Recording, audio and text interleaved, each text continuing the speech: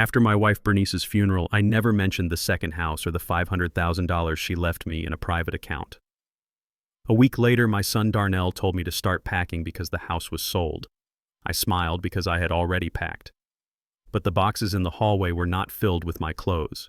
They were filled with the consequences of his greed. Before I tell you how I taught my own son the hardest lesson of his life, please tell me where you are watching from in the comments below. Hit like and subscribe if you have ever had to stand your ground against family members who mistook your kindness for weakness.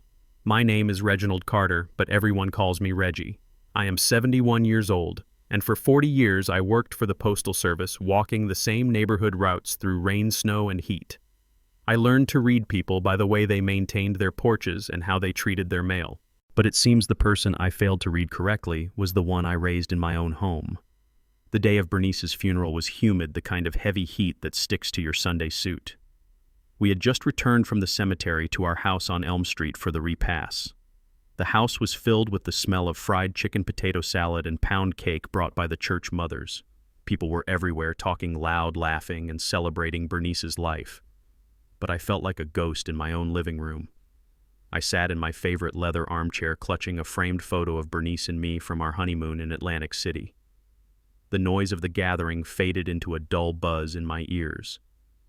I was trying to figure out how to exist in a world without her laugh. That was when Brittany, my daughter-in-law, clicked her heels across the hardwood floor. She is a tall woman, always dressed in business suits that cost more than my first car. She works in high-end real estate and has never let me forget it. She stopped in front of me, blocking my view of the guests. She held a glass of white wine and looked around the room, not with grief, but with the critical eye of an appraiser. "Reggie," she said, her voice sharp enough to cut glass, "we need to talk about the garage." I looked up at her confused. My wife was just put in the ground 2 hours ago.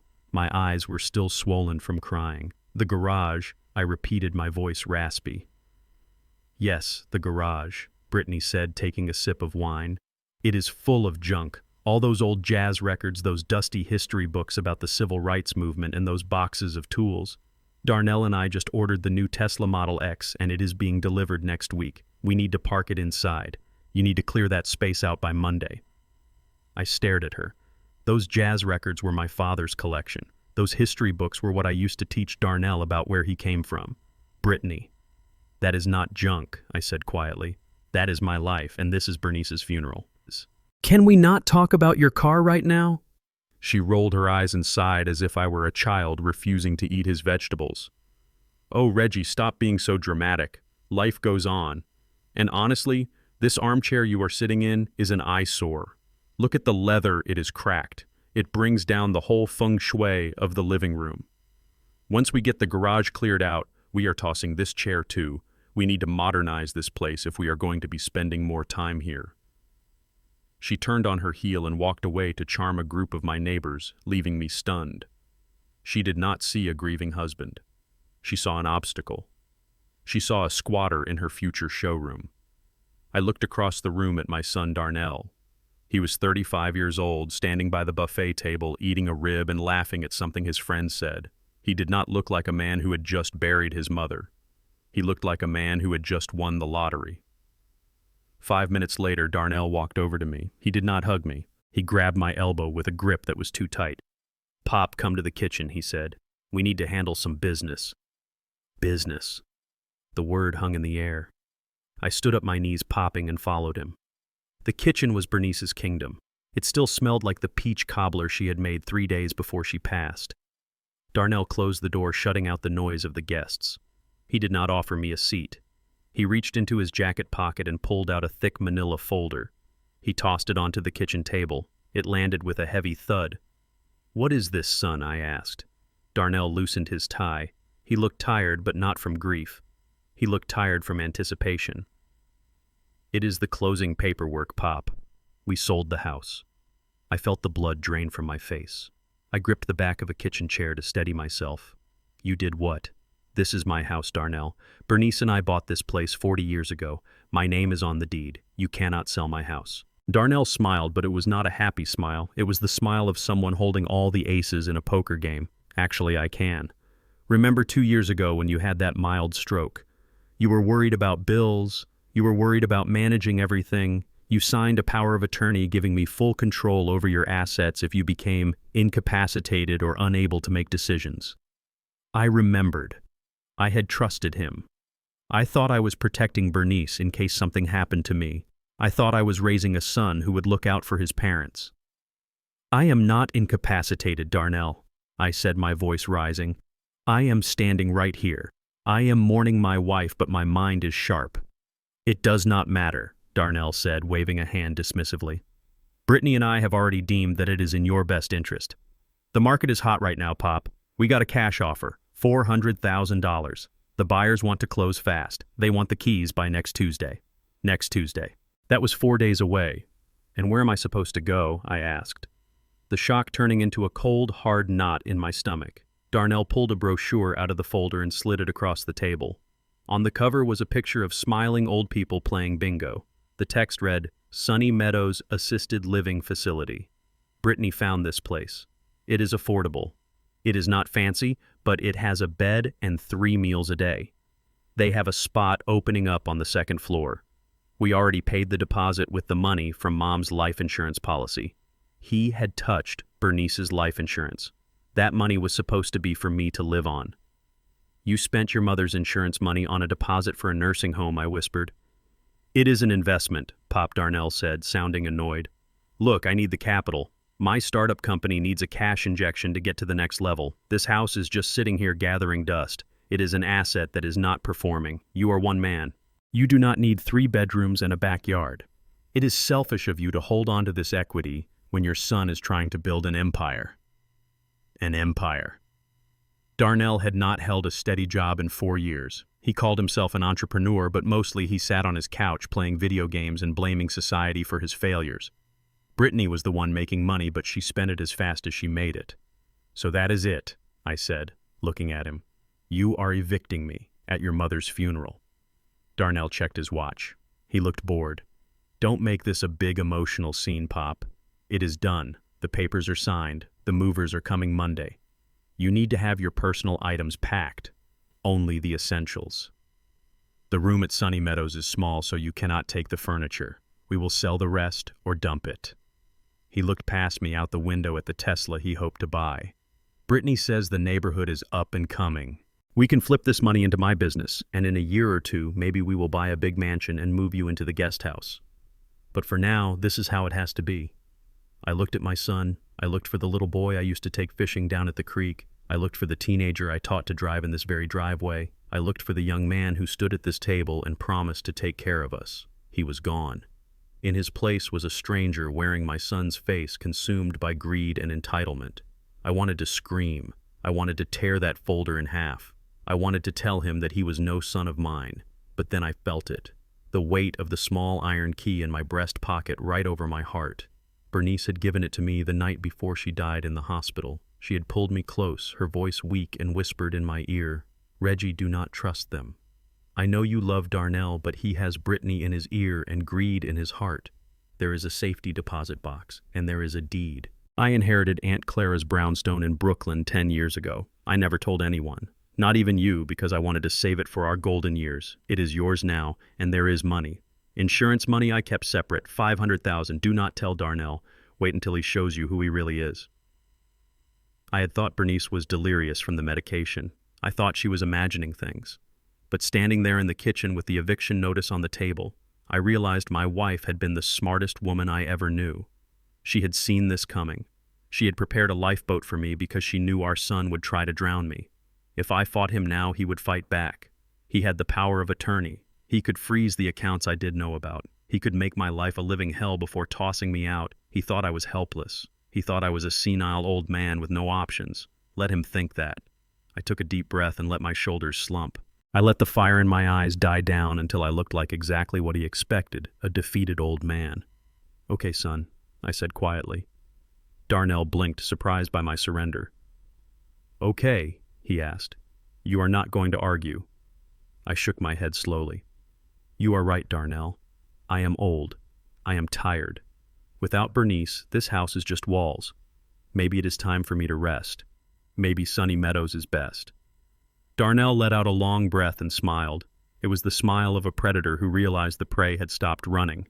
He clapped a hand on my shoulder. "That is the spirit, Pop. You will see. It is for the best. We are doing this for the family, for the legacy." He picked up the folder. "Start packing tonight. Just clothes. Brittany will handle the rest." He walked out of the kitchen whistling, leaving me alone with the smell of peach cobbler. I reached into my pocket and wrapped my fingers around the cold metal of the key. I was not packing clothes tonight. I was packing my dignity. And I was preparing to introduce Darnell and Brittany to the real Reginald Carter. They thought they were throwing out the trash. They had no idea they were throwing away their only chance at a future. I walked out of the kitchen and back into the living room. Brittany was there laughing loudly with a glass of wine in her hand, sitting on the arm of my leather chair. She looked at me and smirked, raising her glass in a mock toast. "Glad you saw reason, Reggie," she called out across the room. "It is going to be so much better this way." I looked at her and I smiled, a genuine calm smile. "Yes, Brittany," I said. "It is going to be much better." I walked past them, past the guests, past the life I had built for 40 years, and went straight to the garage. I needed to find my old suitcase. The war had started and they did not even know I was on the battlefield. It was 2 a.m. when the house finally settled into a heavy silence. The last of the funeral guests had left hours ago, taking their casseroles and their condolences with them. My son Darnell and his wife Brittany were asleep in the guest room down the hall, probably dreaming of how they would spend the money from selling my home. I could not sleep. The grief was a physical weight in my chest, but the adrenaline of survival was keeping me awake. I sat up in the bed I had shared with Bernice for 40 years. The sheets still smelled faintly of her lavender lotion. I missed her so much, it felt like my ribs were cracking, but I did not have the luxury of falling apart. Not tonight. I stood up and walked quietly across the room to the painting of the Mississippi Delta that hung on the far wall. Bernice loved that painting. She said it reminded her of where her grandmother came from. I lifted the frame carefully and set it on the floor. Behind it sat a small wall safe that we had installed 20 years ago. Darnell did not know it existed. He never paid attention to the details of our lives. He only saw what he could take, not what we built. I reached into my pocket and pulled out the small iron key Bernice had slipped to me at the hospital. Her voice echoed in my mind as I fit the key into the lock. She had gripped my hand with surprising strength, her eyes clear despite the pain medication. She told me that Brittany was a fox in the hen house. She said that woman counted our silverware when she thought we were not looking. Bernice had spent the last 5 years moving money and securing assets because she knew this day would come. She knew Darnell would not step up to be the man we raised him to be. She knew he would let Brittany lead him by the nose straight to the bank. I turned the key. The lock clicked with a sound that seemed too loud in the quiet house. I held my breath and pulled the small metal door open. I expected to see stacks of cash or maybe her jewelry, but the safe was almost empty. There was no money inside. Instead, there was a thick manila envelope sealed with tape and a heavy ring of antique brass keys. I pulled them out, my hands trembling slightly. The keys were cold and heavy. They did not look like keys to a modern house. They looked like keys to a fortress. I opened the envelope just enough to see the deed. It was for a property in Brooklyn, a brownstone. I knew the neighborhood. It was historic and expensive. Bernice had done this. She had secured a future for me right under our son's nose. I felt a tear slide down my cheek, but I wiped it away quickly. I placed the envelope on the bed and held the keys tight in my fist. This was my lifeline. This was the difference between rotting in a state-run facility and living out my days with dignity. Suddenly, the bedroom door banged open. The overhead light flicked on, blinding me. I froze my back to the door, my body shielding the envelope on the bed. Darnell and Brittany stood in the doorway. They were fully dressed. They had not been sleeping at all. They had been waiting. Brittany marched into the room, her eyes scanning every corner with the intensity of a searchlight. She looked at the painting on the floor and then at the open safe. "I told you, Darnell," she hissed. "I told you he was hoarding something. Look at that safe." Darnell stepped into the room, his face twisted with suspicion. He did not look like a grieving son. He looked like a debt collector. "Pop, what are you doing?" he demanded. "Where is the cash?" "Cash?" I asked, keeping my voice steady, though my heart hammered against my ribs. "The funeral money," Darnell said, stepping closer. "The donations. The envelopes people gave you at the repass. I saw Mrs. Johnson hand you a thick envelope. Where is it?" I stared at him. He was talking about the sympathy cards, the small donations the church ladies gave to help with flowers. He thought I was hiding a fortune in petty cash. "There is no money, Darnell," I said calmly. "Just cards. Just words of comfort. Something you would not understand." Brittany let out a sharp laugh. She walked over to my closet and threw the doors open. She began pulling my suits off the hangers, throwing them onto the floor. My Sunday best. The suit I wore to my retirement party. The suit I wore to renew our vows. She treated them like rags. "He is lying," she said, tossing a shoebox over her shoulder. "Old people always stash cash in their clothes. Check the pockets, Darnell. Check everything. We need that money for the closing costs on the new place." Darnell hesitated for a second, looking at me, then at his wife. The greed won out. He moved to the dresser and started yanking drawers open. He dumped my socks and underwear onto the floor, sifting through them with frantic hands. I stood there and watched them. I watched the people I was supposed to trust destroy my sanctuary. It was a violation deeper than any burglary. These were not strangers. This was my blood. Darnell stopped when he found the velvet box in the top drawer. He opened it, and the light caught the gold of my retirement watch. It was a solid gold timepiece engraved with my name and my years of service. 30 years of walking through snow and rain. 30 years of sorting mail and delivering packages. That watch was my trophy. "Well, look at this," Darnell said, holding it up. "This is real gold." "Put that back, son," I said, my voice dropping an octave. "That is not yours." Darnell scoffed. He slipped the watch onto his own wrist, turning it to admire the shine. "Pop, you are going to a nursing home. You do not need a gold watch at Sunny Meadows. It will just get stolen. The orderlies will take it off your wrist while you sleep. I am doing you a favor. I will keep it safe for you." Safe. He meant he would pawn it. He meant he would sell my 30 years of labor for a few weeks of luxury. Brittany stopped tearing through the closet and looked at the watch. Her eyes lit up. "That is at least $2,000, Darnell," she said. "Maybe more if we melt it down. Take it. He owes us for all the trouble he is causing." I felt a surge of rage so hot it almost blinded me. I wanted to snatch the watch back. I wanted to throw them out of my house. But I remembered the envelope on the bed behind me. I remembered the keys in my hand. If I fought them for the watch, they might see the envelope. They might see the deed to the brownstone. And if they saw that, they would take it too. They would take my escape route. I had to make a choice. The watch or the house. The past or the future. I took a slow breath and forced my hands to relax. I let my shoulders slump, making myself look smaller and more defeated. I turned slightly, using my body to block their view of the bed. With a quick, subtle movement, I slid the manila envelope under my pillow and pushed the key ring deep into the pillowcase. "Fine," I said quietly. "Keep the watch. If you need money that badly, take it." Darnell looked surprised. He had expected a fight. He had expected me to yell and scream about my rights. My surrender threw him off balance. He looked at me with a mixture of confusion and contempt. "I do not need the money, Pop," he said defensively, adjusting the watch on his wrist.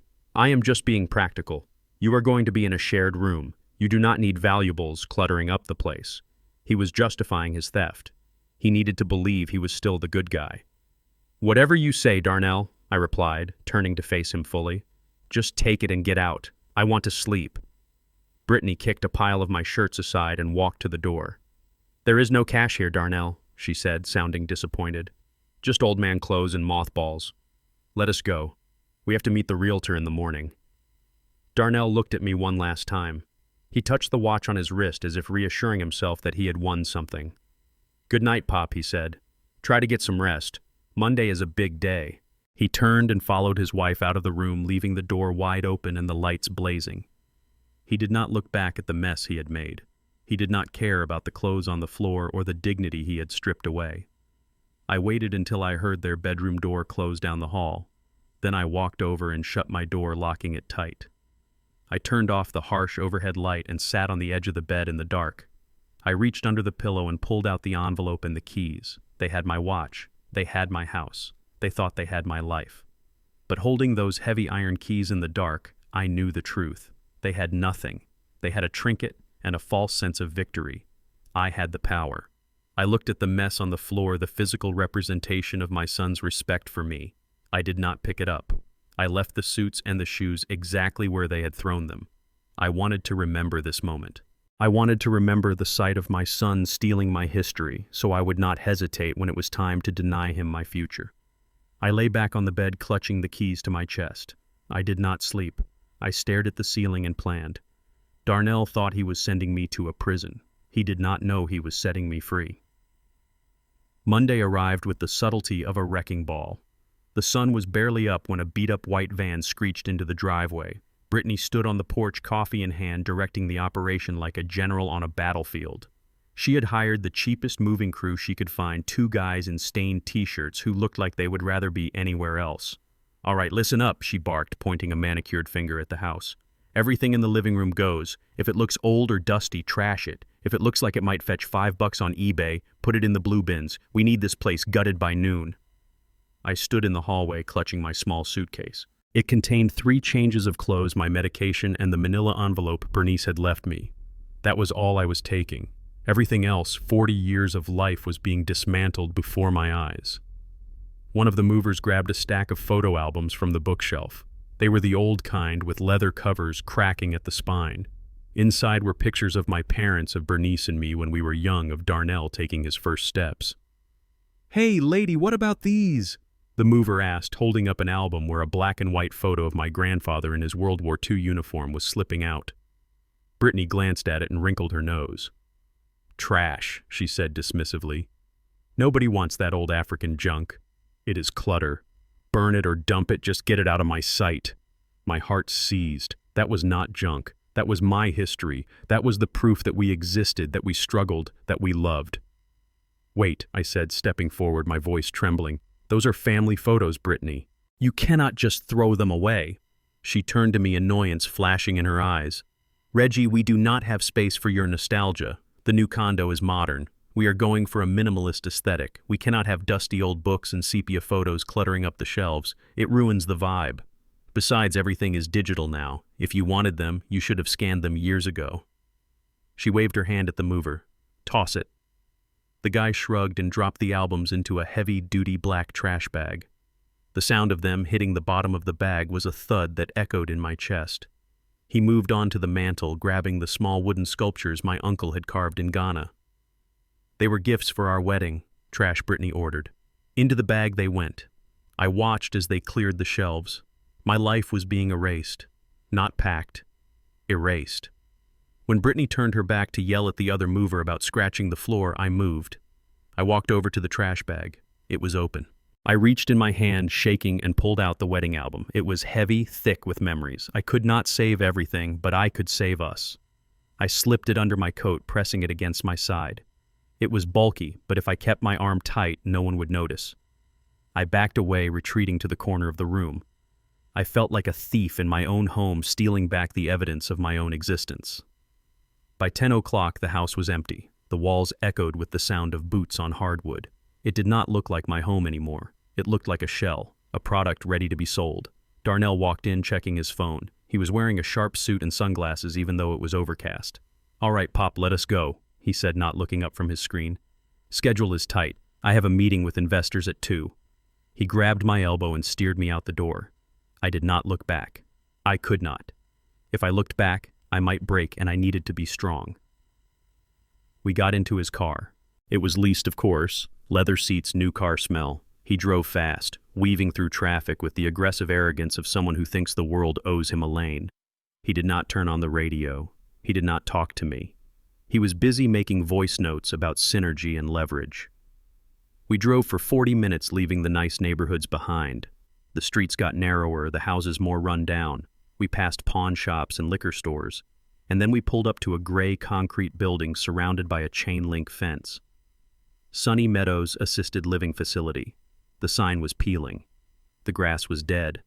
There were bars on the windows. "This is it," Darnell said, putting the car in park. I looked at the building. It did not look sunny. It looked like a warehouse for forgotten people.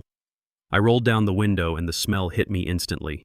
Urine, stale cafeteria food, and underneath it all the sharp chemical sting of cheap bleach trying to cover up despair. "You cannot be serious, son," I whispered. "You are leaving me here."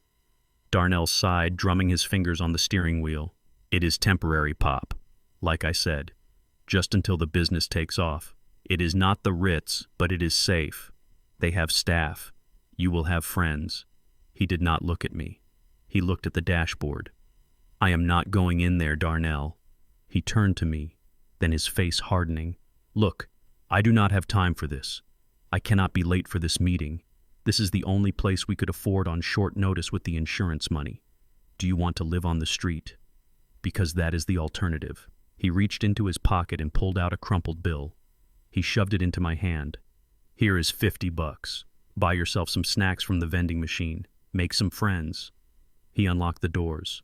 Get out, Pop. I have to go. He was not even going to walk me in. He was not going to make sure I was settled. He was dropping me off at the curb like an unwanted pet. I opened the door. My legs felt heavy as lead. I stepped onto the cracked sidewalk, clutching my suitcase and the wedding album hidden under my coat. Darnell leaned over the passenger seat. Do not be dramatic, Pop. I will visit on Sunday. We will bring you some of that fried chicken you like. He slammed the door shut. He did not wait for me to wave. He did not wait to see if I made it through the gate. He gunned the engine and peeled away, leaving a cloud of exhaust in his wake. I stood there alone. The wind blew a candy wrapper across my shoe. I looked at the building. I saw an old woman staring out of a second-floor window, her face pressed against the glass. She looked like a ghost. I looked at the $50 bill in my hand. My son's idea of care. My son's idea of love. Slowly, deliberately, I reached into my pocket and pulled out the admission papers Darnell had forced me to sign. I looked at them one last time. Then I ripped them in half. And then in half again. I let the pieces fall from my hand, fluttering to the ground like dead leaves. I turned my back on Sunny Meadows. I turned my back on the smell of bleach and despair. I reached into my other pocket and pulled out my phone. I opened the Uber app. My fingers were steady now. The grief was gone, replaced by a cold, hard clarity. I typed in the address from the deed, 12 Brooklyn Avenue. It was a 40-minute ride. It would cost $45, almost exactly what my son had given me. I requested an Uber Black. If I was going to start a new life, I was going to do it in style. 5 minutes later, a sleek black sedan pulled up to the curb. The driver, a young man in a suit, got out and opened the door for me. He took my suitcase and placed it gently in the trunk. Where to, sir? He asked. I looked at the spot where Darnell's car had disappeared. I smiled. Home, son, I said. Take me home. I slid into the leather seat. It was softer than Darnell's. The car smelled of mint and possibility. As we drove away, I did not look back at the nursing home. I looked forward toward the city skyline, toward the brownstone, toward the secret Bernice had left me. My son thought he had discarded me. He thought the story was over. He had no idea he had just written the first chapter of his own undoing. The Uber pulled away from the curb, leaving me standing in front of number 12 Brooklyn Avenue. It was not just a house. It was a fortress of red brick and history standing tall among a row of brownstones that had seen the city change for 100 years. The iron gate was heavy and cold under my hand. I walked up the stone steps feeling a strange vibration in my chest. This was Bernice's secret. This was the safety net she had woven while I was busy trusting the wrong people. I slid the heavy brass key into the lock. It turned with a satisfying click, the sound of solid mechanics, not cheap aluminum. I pushed the door open and the smell hit me. It was the scent of dust and old wood and lemon polish that had faded over time. The air inside was still and silent like a held breath. I stepped inside and closed the door behind me, shutting out the noise of the city. The foyer was grand with high ceilings and crown molding that you simply do not see anymore. Sunlight filtered through the heavy velvet drapes, illuminating dust motes dancing in the air. I walked into the living room and my breath hitched. It was furnished. Bernice had not just bought a shell. She had created a sanctuary. There were Persian rugs on the floor, worn but valuable. There were bookcases filled with first editions of Black literature. Baldwin, Morrison, Angelou. On the walls hung original paintings of Harlem street scenes and African masks carved from ebony. This was where she had put her heart while Brittany was mocking our decor on Elm Street. I ran my hand over a mahogany desk in the study. It was solid, real, unlike the flimsy life my son was trying to build. I sat down in the leather chair behind the desk. It creaked, welcoming me. I reached into my pocket and pulled out my phone. My hand was steady. I dialed a number I knew by heart, but had not called in years. "Lawyer Henderson," I said when the line clicked open. Reggie, the deep voice on the other end, rumbled. "I have been expecting this call. Bernice told me you would reach out when the time was right." "It is time," I said. "My son sold the house today. He dropped me off at a state facility. I am at the brownstone now." There was a pause on the line, a heavy silence filled with understanding. "I am sorry," Reggie Henderson said, "but we prepared for this. Do you want to activate the account?" "Yes," I said. "The full amount, 500,000. And I want the deed transfer finalized immediately. No one knows I am here. I want to keep it that way." "Consider it done," Henderson said. "The money will be available in 24 minutes. You are a wealthy man, Reggie, and you are a free man." I hung up the phone. I sat there for a moment, letting the reality wash over me. I was not a discarded old man. I was a homeowner. I was an investor. I was a man with $500,000 liquid cash and a property worth 3 times that. I leaned back in the chair and closed my eyes. For the first time since the funeral, I felt the tight knot of panic in my chest begin to loosen. But peace is a fragile thing. My phone buzzed on the mahogany desk, vibrating like an angry insect. The screen lit up with a photo of Darnell.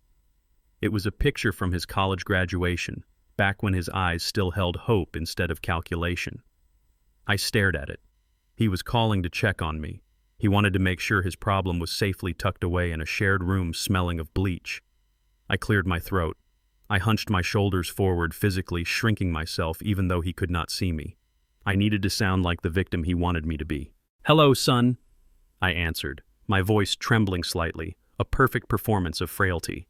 Pop Darnell's voice was loud, booming through the speaker. In the background, I heard the thump of bass and the clinking of glasses. Laughter, high-pitched and expensive. "Hey, Darnell," I said, letting a little whine creep into my tone. "I am just getting settled. The room is very small, son, and the bed is hard. My back is already hurting." Good, Darnell said, clearly not listening. "Look, I just wanted to make sure you got checked in, okay?" Brittany was worried. He was lying. Brittany was probably dancing on a table. "I am here," I said. They served dinner early. It was cold soup. It tasted like dishwater. "Darnell, when can I come home?" Darnell laughed. It was a cruel, dismissive sound.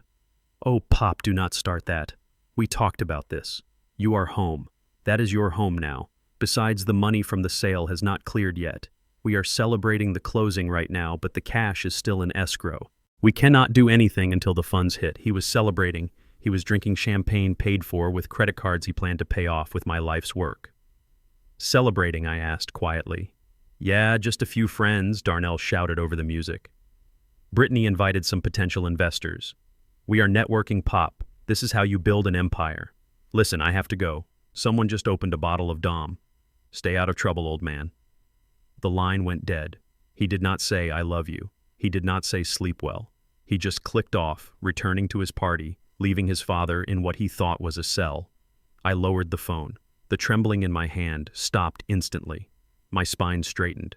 I was not hurting. I was not eating cold soup. I was sitting in a $1 million home surrounded by history and silence. "Empire," I whispered to the empty room. "You are building a house of cards, son, and I am the wind." I stood up and walked to the window looking out at the Brooklyn street. Life was moving on outside. I needed to be a part of it. I needed tools. The next morning I walked 3 blocks to an electronics store. I bought a new iPad with cellular data, paying cash from the stash I had withdrawn. I wanted to see what my family was doing. I wanted to see the world they were building without me. Back at the brownstone, I set up the iPad on the kitchen island. I created a new email address. Then I logged into Facebook. I had never been very active on social media, but I knew how to look. I went to Brittany's profile. It was public, of course. She wanted the world to see her success. Her latest post was from an hour ago. A photo of her holding a glass of champagne, the keys to a Tesla on the table in front of her. The caption read, "New levels, new devils, blessed to be upgrading our life." I scrolled down. And then I froze. 2 posts down there was a listing for Facebook Marketplace. The photo was blurry, but I recognized the object instantly. It was a pearl necklace. A double strand of Akoya pearls with a gold clasp. I had bought those pearls for Bernice for our 30th anniversary. I had saved for 6 months, working overtime shifts during the Christmas rush to afford them. Bernice had cried when she opened the box. She wore them to church every Easter. She wore them to Darnell's graduation. She wore them in her casket. Wait. I zoomed in on the photo. No, she had not worn them in the casket. Brittany had offered to handle the jewelry for the funeral home. She said she wanted Bernice to look perfect. She must have swapped them. She must have taken the real pearls and put fake ones on my wife before the viewing. I felt a cold rage spread through my veins like ice water. Stealing from the living was one thing. Stealing from the dead was a sin that demanded retribution. I read the caption, "Vintage pearl necklace, authentic, old lady style but good quality, clearing out clutter. First person with $200 takes it." $200. Those pearls were worth $3,000. She was selling my wife's memory for the price of a dinner. She called it clutter. My finger hovered over the screen. I wanted to comment. I wanted to scream at her publicly. I wanted to tell the world what she had done. But that would blow my cover. That would let them know I was watching. I took a deep breath. I needed to be smart. I needed to be the fox now. I created a new profile. No photo. The name I chose was Mystery Buyer. I clicked on the listing and sent a message. "Is this item still available?" A minute later, the reply pinged. "Yes. Lots of interest, though. Can you pick up today?"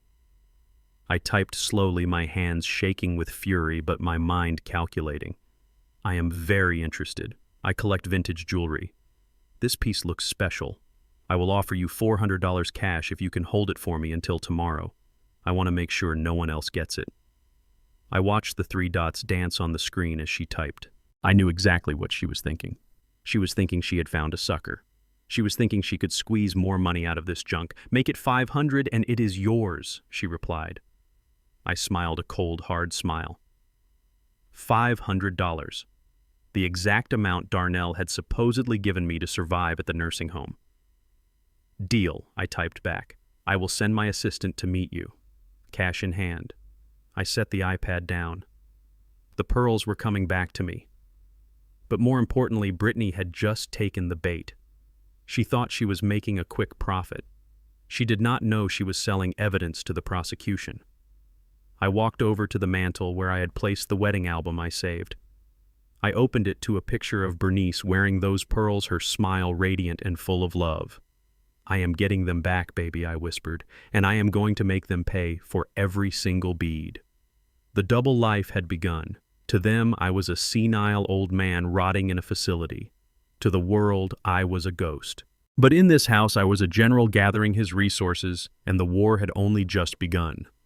2 weeks after the house sale, the money was already gone.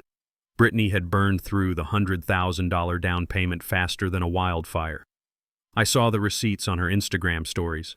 A weekend trip to a wellness spa in Arizona that cost $5,000 a night. A new Hermes Birkin bag she unboxed live for her 200 followers. Dinners at restaurants where the water cost $20 a bottle. She called it self-care. I called it robbery. Darnell, meanwhile, was drowning. I had been tracking his online activity. He had not invested a single cent in his startup. Instead, he had been trying to pay off old gambling debts, but the interest was eating him alive. He needed cash, and he needed it fast. That was when they remembered me. Or rather, they remembered my pension. 30 years at the Postal Service meant I had a steady, reliable income. It was not a fortune, but it was consistent. And then there was my Social Security check. Together, it was about $3,000 a month. To them, it was just another stream of revenue they could tap. I was sitting in the library of the brownstone reading a first edition of Invisible Man when my phone rang. It was Darnell. I let it go to voicemail. I needed them to sweat. I needed them to feel the pressure. 10 minutes later, he called again. Then a text. "Pop pickup. Emergency. Emergency." That meant he was broke. I waited another hour before I checked my voicemail. Darnell sounded frantic. "Pop, where are you?" "I am at Sunny Meadows. The nurse says you never checked in. They say you never even walked through the door. Call me back right now or I am calling the police." He was at the nursing home. He had gone there not to visit, but to rob me. He probably had the transfer forms in his pocket ready to force my signature. When he found an empty bed instead of his father, panic set in. Not because he was worried about my safety, but because a missing father meant a missing pension check. I set the book down and picked up the phone. I needed to play this perfectly. I needed to be the pathetic, helpless old man he expected. I walked down to the basement of the brownstone. It was unfinished, cool, and echoed slightly. Perfect acoustics for a lie. I dialed his number. He picked up on the first ring. "Pop, where the hell are you?" he screamed. "I am at the facility. They say you never registered. Are you wandering the streets? Do you know how bad this looks for me?" "For him. Always for him. Darnell." I said, my voice trembling just enough. "Calm down, son. I am safe." I could not stay there, Darnell. The smell, the people screaming at night. It was like a prison. I left. "You left," Darnell shouted. "You cannot just leave. That place was paid for. Do you know how much money we lost on the deposit?" I did not care about his deposit. I went to an old friend. I said, "You remember Mr. Henderson, the lawyer?" There was a pause. "Henderson?" "Yeah, I remember him. The old guy who did Mom's will." "Yes," I said. "I went to him. He let me stay in his basement. It is not much, just a cot and a utility sink, but it is better than the facility. Basement." Darnell repeated, the anger draining out of his voice, replaced by suspicion. "Why would a rich lawyer let you live in his basement?" "He is not letting me live for free, son." I lied smoothly. "I am working for it. I am doing maintenance. Cleaning the gutters, sweeping the floors, taking out the trash. I am a janitor, Darnell. At 71 years old, I am scrubbing floors to keep a roof over my head." I waited for the shame. I waited for him to say, "Pop, that is terrible, come home." I waited for him to offer me a guest room. But the silence stretched on. And then I heard it. The exhale. The relief. "Oh," Darnell said. "Okay. Well, at least you are not on the street. That is good, Pop. Honest work keeps you young, right?" He was relieved I was a servant. He was relieved I was not his burden anymore. "Yeah," I said, letting the disappointment seep into my tone. "It keeps me busy. But my knees hurt, Darnell. And my back. It is hard work." "Listen, Pop," Darnell cut me off. "I do not have time for a sob story. We have a situation. The mail forwarding messed up. Your pension check and your Social Security. They did not come to the new condo. We need to locate those funds."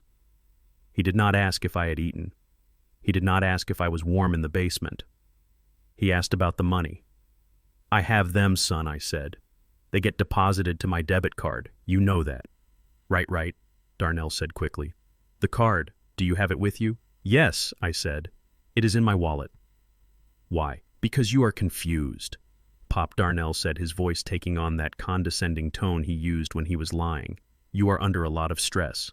Living in a basement, working like a dog. You might lose it, or Henderson might try to take it. You cannot trust lawyers, Pop." I almost laughed. Henderson was the most trustworthy man I knew. It was my own son who was the shark. "I want to keep it safe for you," Darnell continued. "Brittany and I can manage it. We will make sure your bills are paid.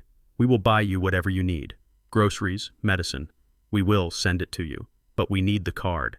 He wanted the goose that laid the golden eggs. He wanted to drain the account dry every month. "I do not know, son," I said, hesitating on purpose. "I need to buy lunch." "We will bring you lunch," Darnell promised. "We will meet you. Today. Right now." "Where are you?" "I am near downtown," I said. "There is a diner on 4th Street, the Rusty Spoon. Meet me there in an hour." The Rusty Spoon was a dive. Sticky tables, flickering lights, cheap food. It was the perfect stage for a destitute old man. "Okay," Darnell said. "Bring the card, Pop. Do not forget. We are doing this for you. For me." He hung up. I stood there in the cool basement of my $1 million home and shook my head. He was so predictable, so hungry. He did not see a father. He saw an ATM. I went upstairs to the master bedroom. I opened the top drawer of the antique dresser. Inside was a small box of old wallets and keys I had kept over the years. I dug through it until I found what I was looking for. A debit card. Blue plastic. The magnetic strip was scratched. The numbers were faded. Expiration date 08/12. It had expired more than 10 years ago. It was useless plastic, but to Darnell it would look like salvation. I put the card in my worn leather wallet. I changed out of my comfortable cashmere sweater and put on a stained work shirt and a pair of trousers that were a little too short. I rubbed a little dust from the fireplace onto my hands and face. I looked in the mirror. I looked tired. I looked beaten. I looked like a man who had lost everything. Perfect. I walked out of my beautiful brownstone, locked the heavy iron gate, and headed for the subway. I was going to dinner with my son, and I was going to feed him exactly what he deserved. The Rusty Spoon was exactly the kind of place Darnell hated. It smelled of old grease and stale coffee. The linoleum floor was peeling at the corners, and the waitresses looked like they had been working the same shift since 1995. I sat in a booth near the back, my back to the door, wearing my stained work shirt and trousers that showed my ankles. I had rubbed dirt into my cuticles and mussed my hair just enough to look unkempt. I looked like a man who cleaned toilets for a living. I looked like a man who had given up. When Darnell and Brittany walked in, they looked like aliens. Darnell in his slim fit suit, and Brittany in a white dress that probably cost more than the waitress made in a month. They stood at the entrance, scanning the room with identical expressions of disgust. When they saw me, Darnell's face fell, but Brittany's curled into a sneer. They walked over, but they did not sit down immediately. Brittany pulled a packet of wet wipes from her purse and began scrubbing the red vinyl seat. She wiped it vigorously, then dropped the dirty wipe on the floor. She sat down gingerly, keeping her distance from the table edge. Darnell slid in next to her, but he left a foot of space between us. "Hey, Pop," Darnell said, not meeting my eyes. "You look rough." "I am working hard, son," I said, my voice raspy. "Mr. Henderson has me cleaning out the coal chute today. It is dusty work." Brittany wrinkled her nose and waved a hand in front of her face as if warding off a bad smell. She pulled a small bottle of hand sanitizer from her bag and squeezed a large dollop onto her palms, rubbing them together aggressively. "Reggie, have you showered lately?" she asked, her voice loud enough for the table next to us to hear. "You smell like a basement. It is unhygienic. We cannot have you around us if you are going to smell like poverty." I looked down at my hands. They were clean under the dirt I had applied, but her words still stung. She did not see a man who had worked his whole life. She saw a stain. "I do not have access to a shower until after my shift," I mumbled. "I just wanted to see you." Brittany rolled her eyes and turned to the menu. "Whatever. Let us just order. I am starving, and this place is depressing." The waitress came over popping gum. "What can I get you folks?" "I will have the ribeye steak medium rare," Brittany said without looking up. "And a side of truffle fries if you have them." "We got fries," the waitress said dryly. "No truffles." "Fine, just fries, and a Diet Coke, with a lime." Darnell ordered the double bacon cheeseburger and a milkshake. Then he looked at me. He did not ask what I wanted. He closed the menu and handed it to the waitress. "And bring him the soup of the day," he said, pointing a thumb at me. "The cup, not the bowl. And a glass of tap water." The waitress looked at me, then back at Darnell.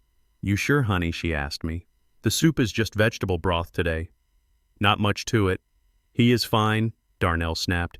"He is old. His stomach cannot handle heavy food. Besides, we are on a budget, right, Pop? Gotta save every penny."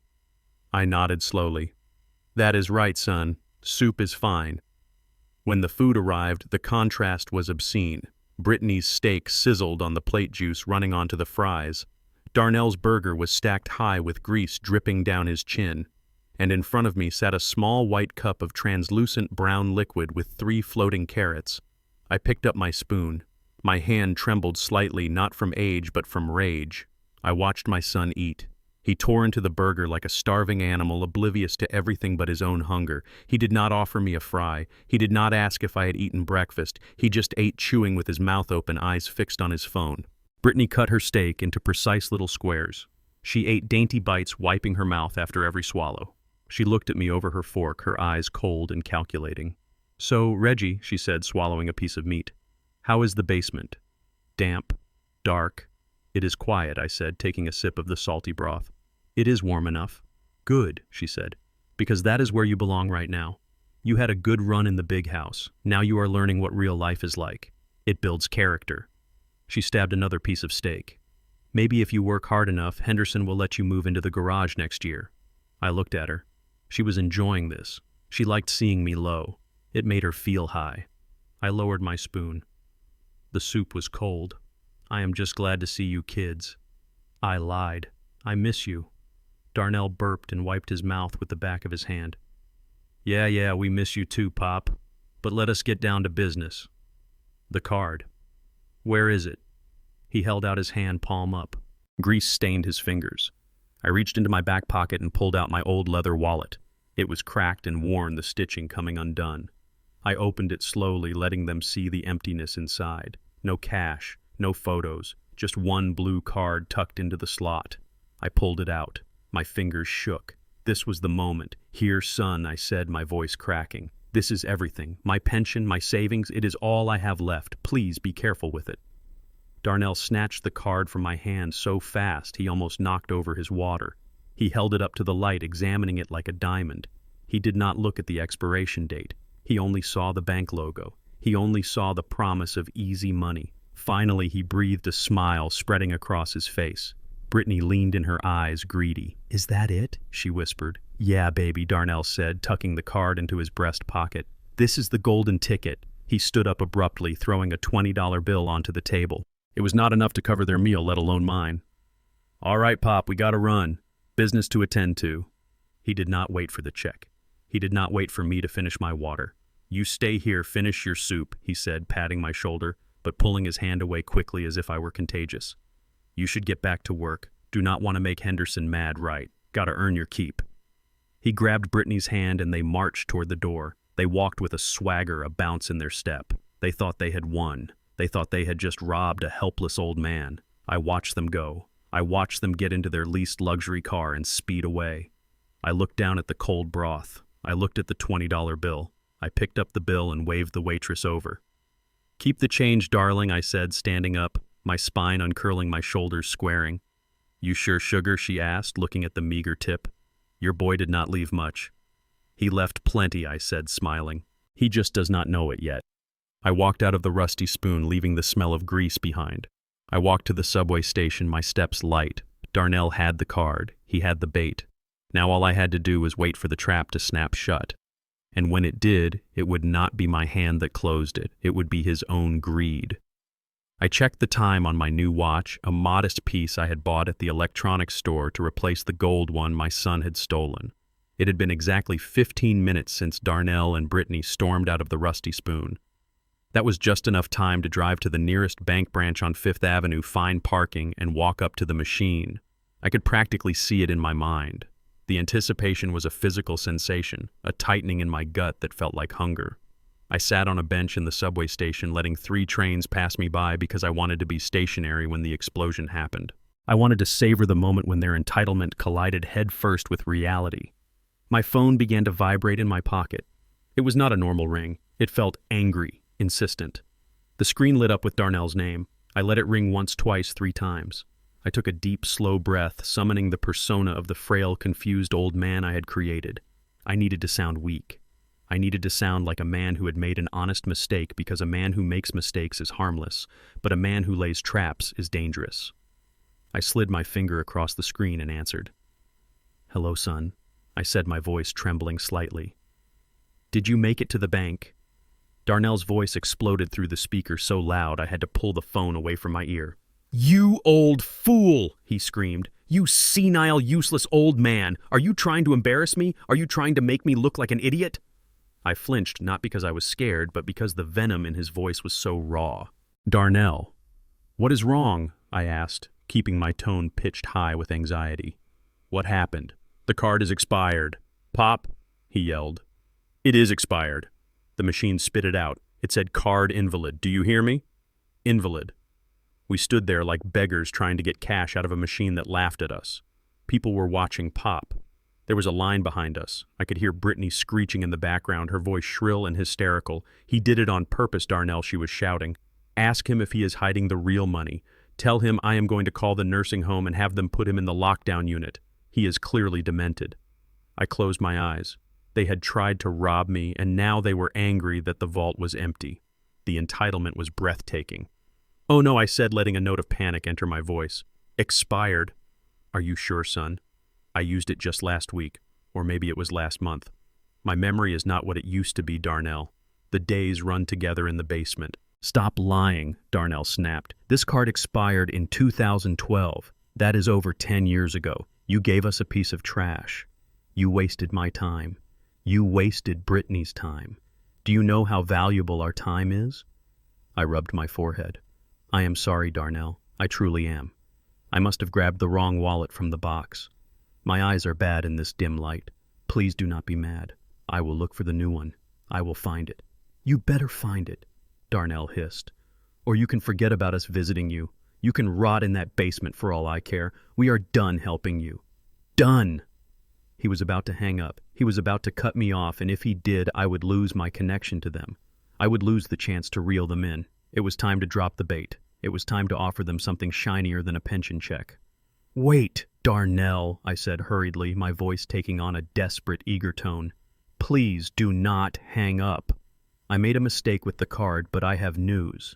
Good news. Something big. Darnell paused. The promise of big news was the only thing that could pause his rage. What news, he asked suspiciously. Did you find cash in the mattress? No better, I said, lowering my voice to a conspiratorial whisper as if I were afraid Mr. Henderson might hear me. It is about the job. It is about the man I work for. You mean Henderson? Darnell asked, bored. No, not Henderson, I lied. I told you I am working for a friend of his, the man who owns this brownstone.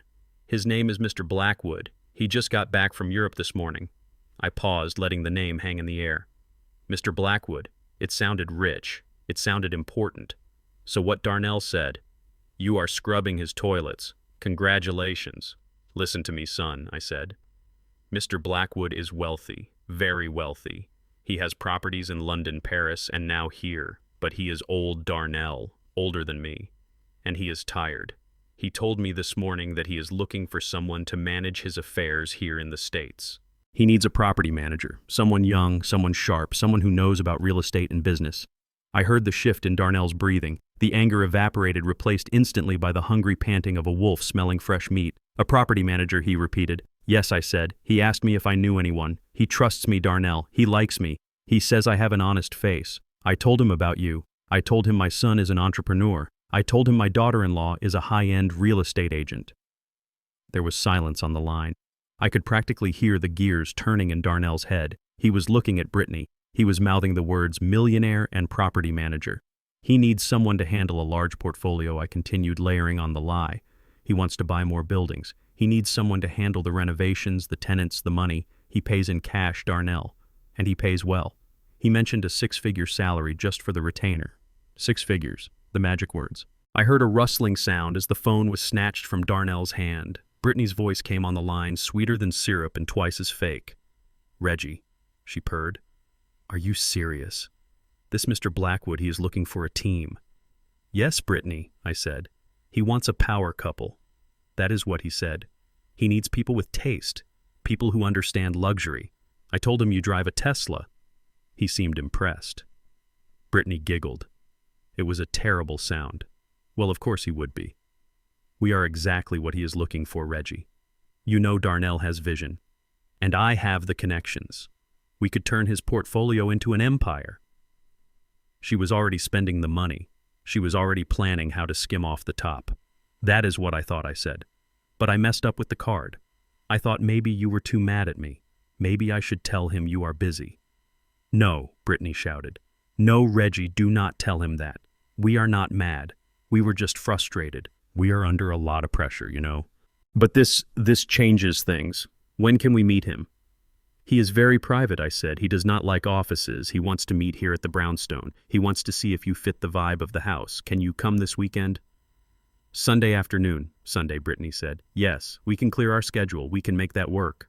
Good, I said. But listen, Brittany, you have to be impressive. Mr. Blackwood is eccentric. He judges people quickly. Wear your best clothes. Show him you are successful. If he thinks you need the money, he won't hire you. He only hires people who are already winners. Oh, we will look the part, Reggie, she assured me. Do not worry about that. We will dazzle him. And one more thing, I added, dropping the final hook. He keeps a lot of cash in the house. He does not believe in banks.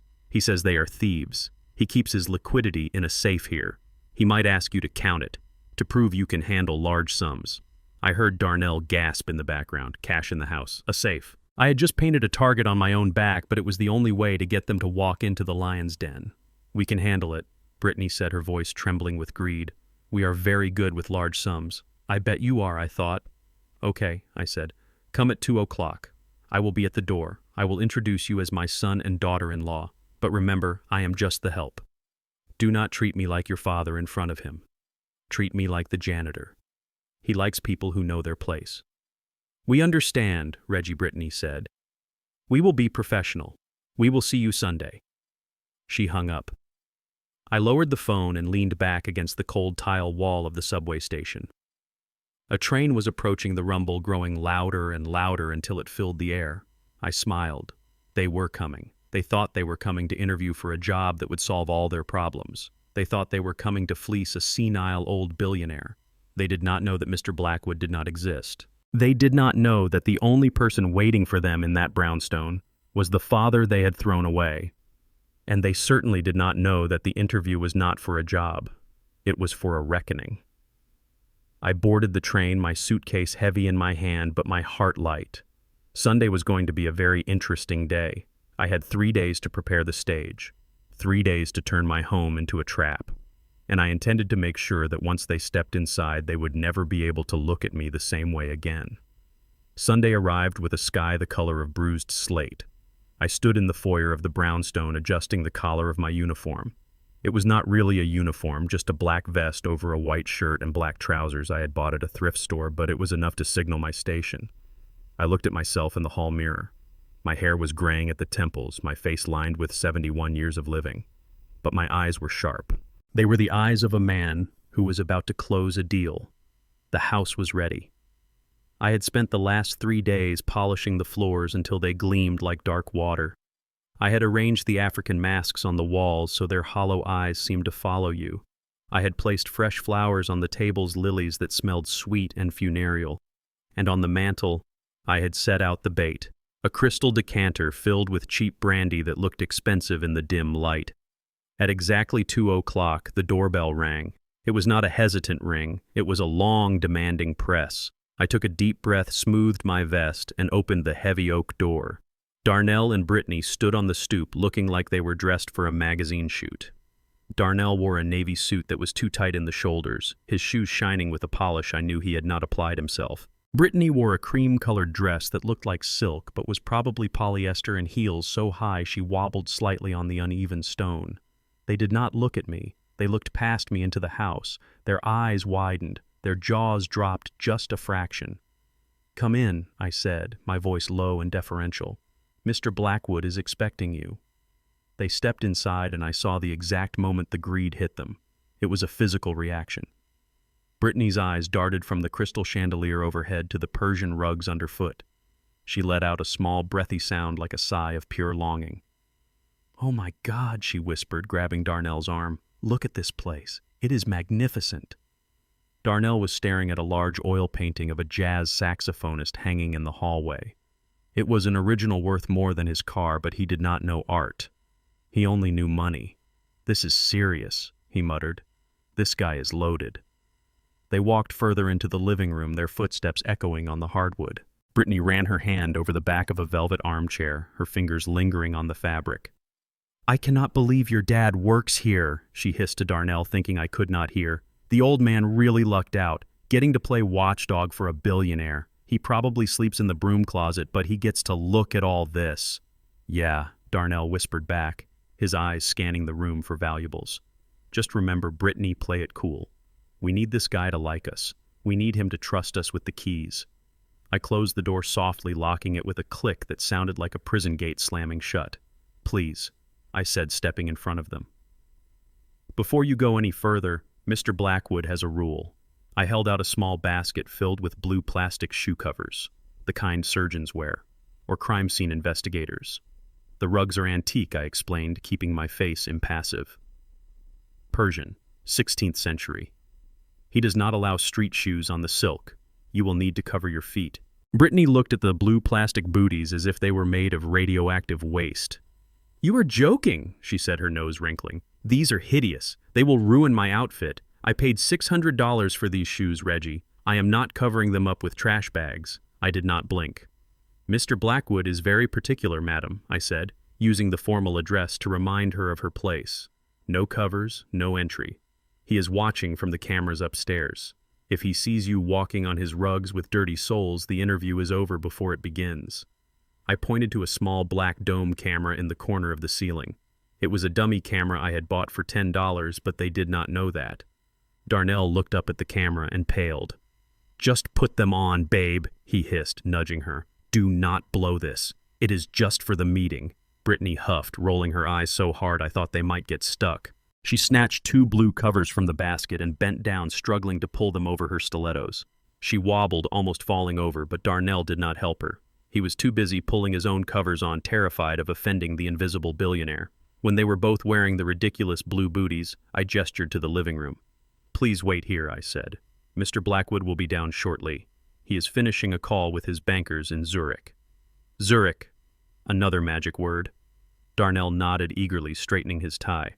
"Of course, we can wait." "Zurich, right. Wow." He walked over to the Italian leather sofa, a sleek black piece that looked like a sculpture.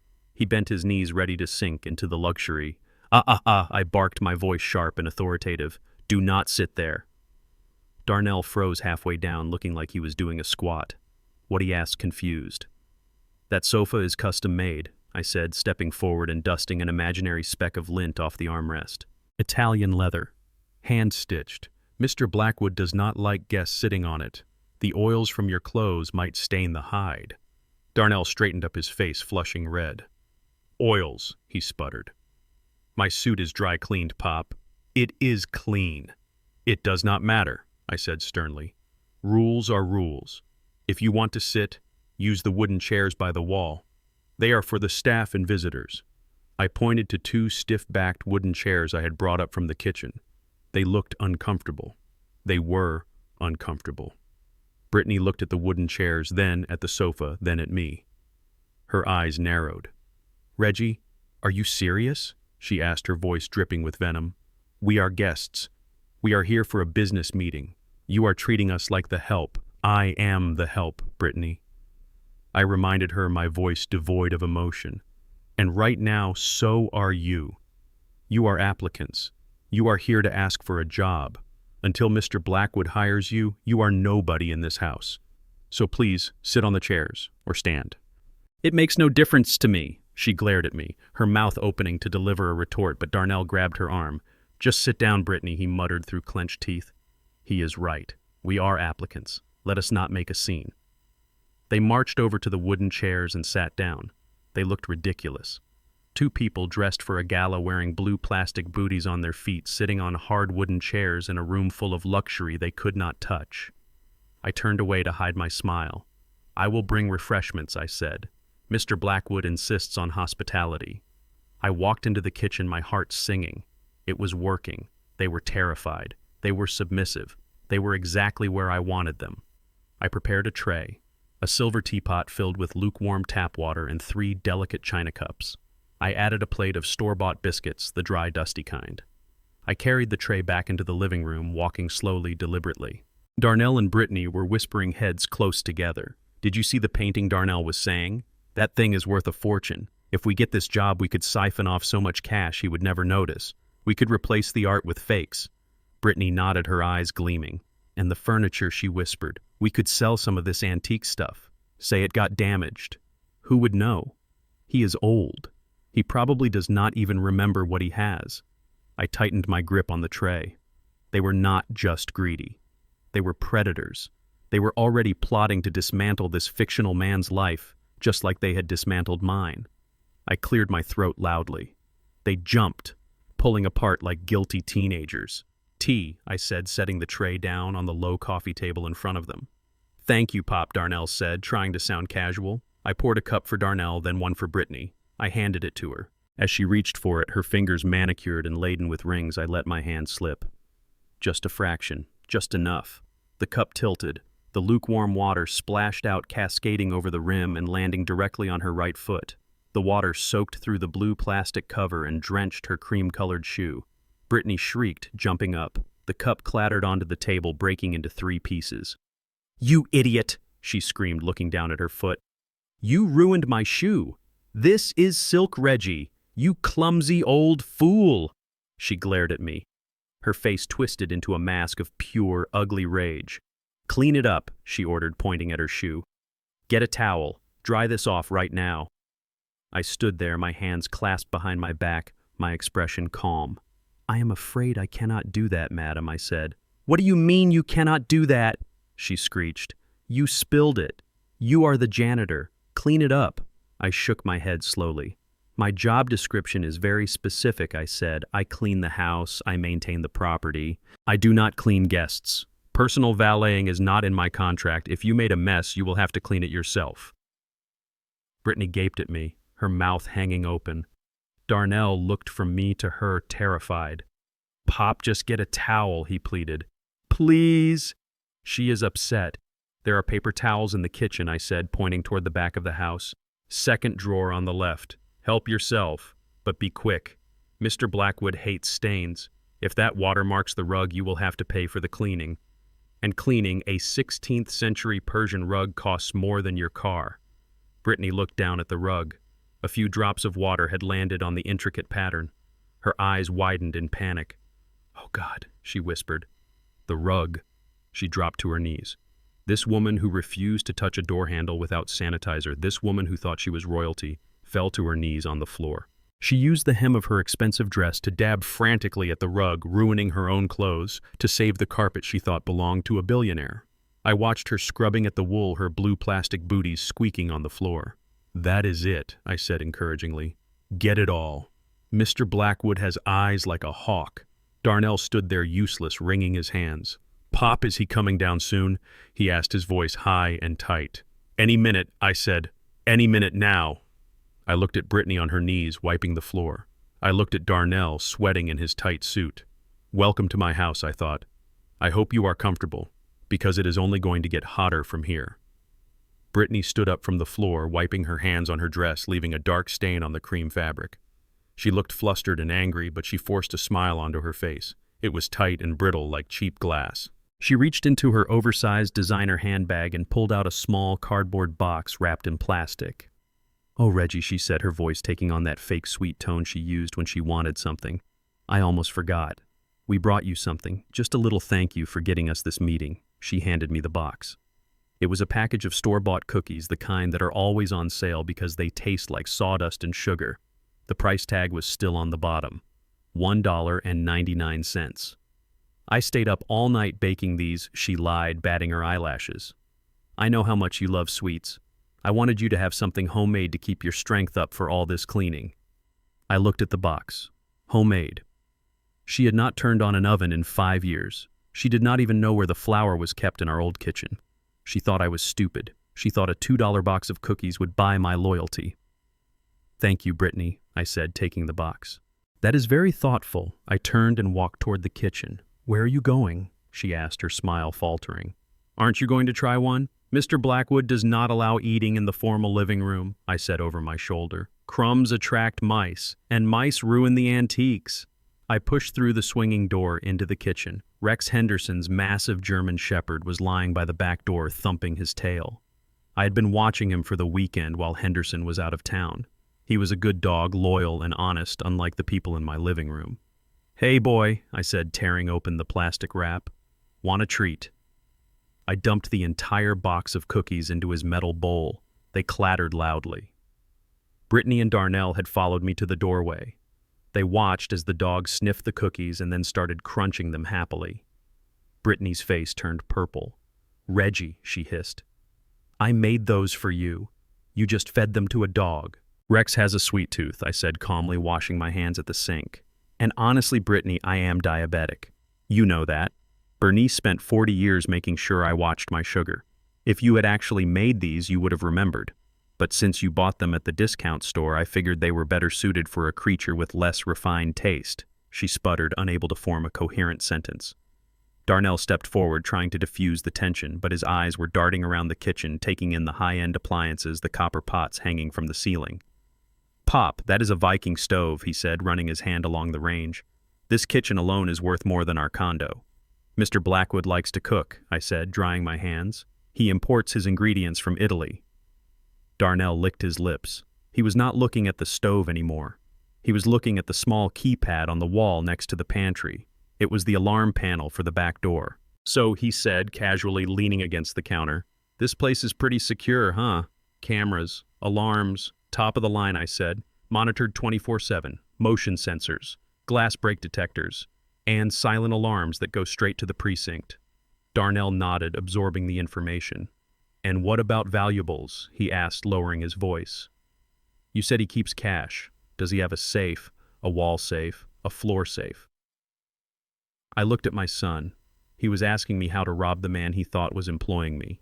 He was casing the joint right in front of my face.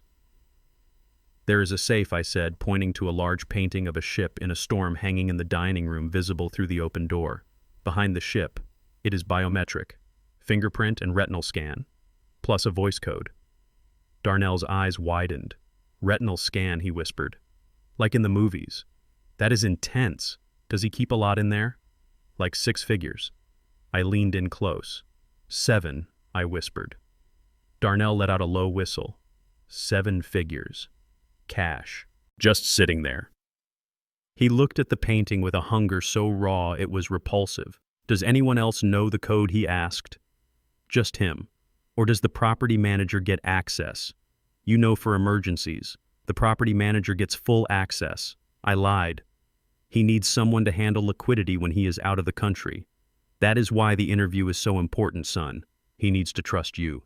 He needs to know you are not the kind of person who would steal. Darnell straightened up, adjusting his jacket. Oh, I am trustworthy, Pop. You know that. I am your son. I have integrity. Integrity. The word sounded like a joke coming from his mouth. This was the man who stole my retirement watch, the man who stole my home, the man who stole my dignity. And now he was standing in my kitchen plotting to steal from a stranger. I looked at him, really looked at him. I saw the sweat beading on his forehead. I saw the nervous twitch in his fingers. I saw the emptiness in his eyes. There was no love there, no respect, just a bottomless pit of need. He was not my son anymore. He was a parasite, a leech looking for the next vein to tap, and I realized with a sudden cold clarity that there was no saving him. I had spent my life trying to protect him, trying to guide him, but he was broken in a way that could not be fixed. I felt a strange sense of peace settle over me. The last lingering doubt, the last shred of guilt about what I was doing vanished. He deserved this. He deserved everything that was coming to him. I heard a noise from the front of the house, the sound of a car door slamming. That must be him, I said, checking my watch. Mr. Blackwood is here. Darnell jumped. He smoothed his hair frantically. Okay, we are ready. We can do this. Brittany was still fuming about the cookies, but she plastered that fake smile back onto her face. How do I look? She asked, posing. Do I look like a property manager? You look expensive, I said. That is what matters. Come on, let us go meet your destiny. I led them back into the living room. They walked with stiff, nervous steps. They were terrified. They were excited. They were walking into a trap, and they were so blinded by greed they could not even see the teeth. I stood by the front door, my hand on the knob. Remember, I whispered, respect, deference, and do not mention the basement. He hates when the staff complain. I opened the door. The afternoon light spilled into the hallway, blinding them for a moment. They squinted, peering out, looking for a limousine, looking for a billionaire, looking for their salvation. But the street was empty. There was no car. There was no Mr. Blackwood. Just the wind blowing leaves down the sidewalk and the distant sound of sirens getting closer. The air in the living room had grown thick and stifling despite the high ceilings and the gentle hum of the central air conditioning. Darnell and Brittany were sitting on the edge of the uncomfortable wooden chairs. I had forced them into their posture, rigid with a mixture of greed and anxiety. I stood by the hallway entrance, my hands clasped behind my back, playing the part of the dutiful servant to perfection. But inside my pocket, my hand was wrapped around a small receiver. I had bugged the room hours ago, placing tiny microphones under the tables and behind the heavy velvet drapes. I wanted to hear what they said when they thought I was not listening, but more importantly, I wanted to know who else was pulling their strings. Suddenly, Darnell's phone began to ring. It was not his usual ringtone, the one he used for me or Brittany. It was a harsh, jarring buzz that seemed to make him jump out of his skin. He pulled the phone from his pocket and looked at the screen. All the color drained from his face instantly, leaving him looking gray and clammy. He looked at Brittany, who was busy examining her nails, and then he looked at me. "Excuse me," he muttered, standing up on shaky legs. "I have to take this. It is business." He did not wait for permission. He walked quickly toward the far corner of the room near the heavy drapes, trying to put as much distance between us as possible. He thought he was being discreet. He thought he was whispering. But the microphone hidden in the curtain rod picked up every tremble in his voice and transmitted it directly to the earpiece in my left ear. I stepped back into the shadows of the hallway, pretending to check the thermostat, but really I was turning up the volume on my receiver. I told you I need more time. Darnell whispered, his voice thick with panic. The deal is closing today. I will have the money next week. There was a silence as the person on the other end spoke. I could not hear the other voice, but I could hear Darnell's breathing getting faster and more erratic. No, please do not do that, he pleaded. 200,000 is a lot of money to move in 48 hours. I need a week. Just give me a week. He paused again, listening. Then he flinched as if someone had slapped him. She has nothing to do with this, he hissed, glancing back at Brittany, who was now tapping her foot impatiently. Leave her out of it. She does not know about the bets. My blood ran cold. $200,000. He had gambled away a fortune, and he had kept it secret from his wife. But the next words I heard made my stomach turn. Please, man, do not hurt her, Darnell begged. I will get it. I swear on my life I will get it. Just do not touch her. I will have it by Tuesday. He hung up the phone and stood there for a moment, his forehead pressed against the cool glass of the window. He was shaking. I watched my son unravel. This was not just a bad investment or a failed startup. This was life and death. He was in deep with sharks, and he was drowning. He composed himself, wiping the sweat from his brow with a silk handkerchief, and walked back to the chairs. He sat down heavily, looking like a man walking to the gallows. Brittany looked at him, annoyed. Who was that, she asked. We are about to meet a billionaire, Darnell. You need to be focused. Just a supplier, he lied, his voice cracking. Supply chain issues. It is handled. He was lying to the only person who might have been able to help him if they were actually a team. But they were not a team. They were accomplices, and there is no honor among thieves. I knew exactly what I had to do next. Desperation makes people careless. Desperation makes people bold. Darnell needed money immediately. He needed a lifeline. And I was about to throw him an anchor. I walked back into the room, my face a mask of calm servitude. Mr. Blackwood just messaged, I announced. He is 5 minutes away. He asked me to ensure the drawing room is prepared. Darnell nodded absent-mindedly, his hands trembling on his knees. Brittany sat up straighter, smoothing her dress. I walked over to a small antique side table near the entrance. On it sat a silver tray, and next to the tray I placed a watch. It was a Rolex Submariner, gold face, heavy link bracelet. It gleamed under the chandelier light, looking heavy and expensive and careless. It looked like the kind of thing a rich man would take off and forget about. It was a fake. A high-quality replica I had bought at a flea market years ago for $50, just to see if I could tell the difference. To the untrained eye, it looked like $30,000 sitting on a table. I picked it up and polished the face with my sleeve, making sure Darnell was watching. His eyes locked onto the gold like a heat-seeking missile. Mr. Blackwood always leaves his things lying around, I muttered loud enough for them to hear, shaking my head as if frustrated by my employer's carelessness. He has so many of these he forgets where he puts them. I should probably put this in the safe later. I set the watch back down on the table, right on the edge where it was practically begging to be taken. I need to go check the front gate, I said, turning to them. The lock sticks sometimes, and I do not want Mr. Blackwood to be delayed. Please wait here. Do not wander. I walked out of the room, my footsteps heavy and deliberate. I opened the front door and stepped out onto the porch, letting the heavy door close behind me with a solid thud. But I did not go to the gate. I slipped quietly back inside through the service entrance and into the small coat closet under the stairs that I had converted into a monitoring station. Inside the closet, a bank of monitors glowed in the dark. I had installed hidden cameras in every room of the house. There were cameras in the smoke detectors and the light fixtures, and one very special camera hidden inside the hollow eye of an African warrior bust that sat on a pedestal right next to the side table. I put on my headset and watched the screen. The feed was crystal clear. Darnell was sitting on the edge of his chair, bouncing his leg nervously. Brittany had pulled out her compact and was checking her lipstick, completely self-absorbed. Darnell looked at Brittany, then he looked at the watch. Then he looked at the front door where I had just exited. He stood up. "Where are you going?" Brittany asked, not looking away from her mirror. "Just stretching my legs," Darnell said, his voice tight. "My back is killing me in this chair." He paced around the room, pretending to admire the art, but his circle was getting tighter and tighter around that side table. He was fighting a war inside his head. I could see it. The fear of the loan sharks was battling with the fear of getting caught. He stopped in front of the table. He looked at the watch. He reached out a hand, then pulled it back. "Do it, son," I whispered to the screen. "Show me who you really are." He looked at Brittany again. She was busy fluffing her hair. She was not watching him. Darnell took a deep breath. He reached out, and in one fluid motion he swiped the watch off the table. He did not look at it. He slid it straight into the inside pocket of his jacket. He stepped back quickly, moving away from the scene of the crime. He walked to the window and looked out, his chest heaving. He patted the pocket, ensuring the weight was there. He thought he had just solved his problem. He thought he had just stolen $30,000 that would buy him a few more days of life. He turned back to Brittany, a fake smile plastered on his face. "I am ready, babe," he said.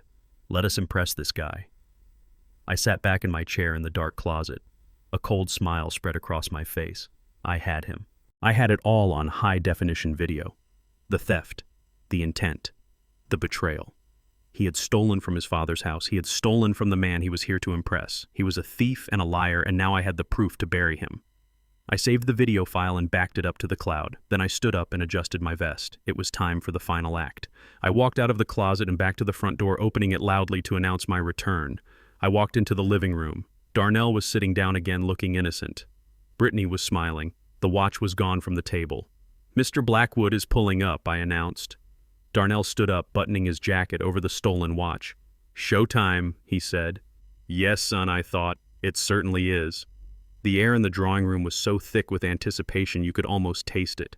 Darnell and Brittany were perched on the edge of the uncomfortable wooden chairs I had assigned them, their eyes darting toward the front door every time a car passed on the street outside. I stood by the fireplace, my hands clasped behind my back, watching them with a calmness that belied the storm I was about to unleash. My phone buzzed in my vest pocket. I pulled it out and looked at the screen. It was a text from Henderson. "We are ready." I cleared my throat. Darnell and Brittany jumped, their nerves frayed to the breaking point. "Mr. Blackwood just called," I announced, my voice devoid of emotion. "He is 5 minutes away. He is coming straight from the airport. He wants to meet you immediately. He says if he likes your energy, he will sign the retainer contract today." The reaction was instantaneous. Brittany pulled a compact mirror from her purse and began frantically powdering her nose, checking her teeth for lipstick. Darnell stood up and buttoned his jacket, smoothing the fabric over the stolen watch in his pocket. He ran a hand over his hair, trying to tame the sweat that was starting to bead on his forehead. "Today," he asked, his voice cracking slightly. "He wants to sign today." "Yes," I said. "He is a man of action. He does not like to waste time." Darnell looked at Brittany, a wild hope in his eyes. "Did you hear that, babe? Today. We could walk out of here with a check." Brittany nodded, her eyes gleaming. "We are ready, Reggie. Tell him we are ready. We are the best team he will ever find." I nodded slowly. "I will tell him," I said. "I need to go prepare his arrival. He likes a specific welcome. Please wait here. Do not leave this room." I turned and walked out of the living room, my footsteps echoing in the hallway. I did not go to the front door. Instead, I walked down the hall past the kitchen and into the master suite on the ground floor. This was my sanctuary, the room I had been preparing for weeks. I closed the door behind me and locked it. I stood in front of the full-length mirror. The reflection staring back at me was Reggie the janitor, Reggie the victim, Reggie the discard.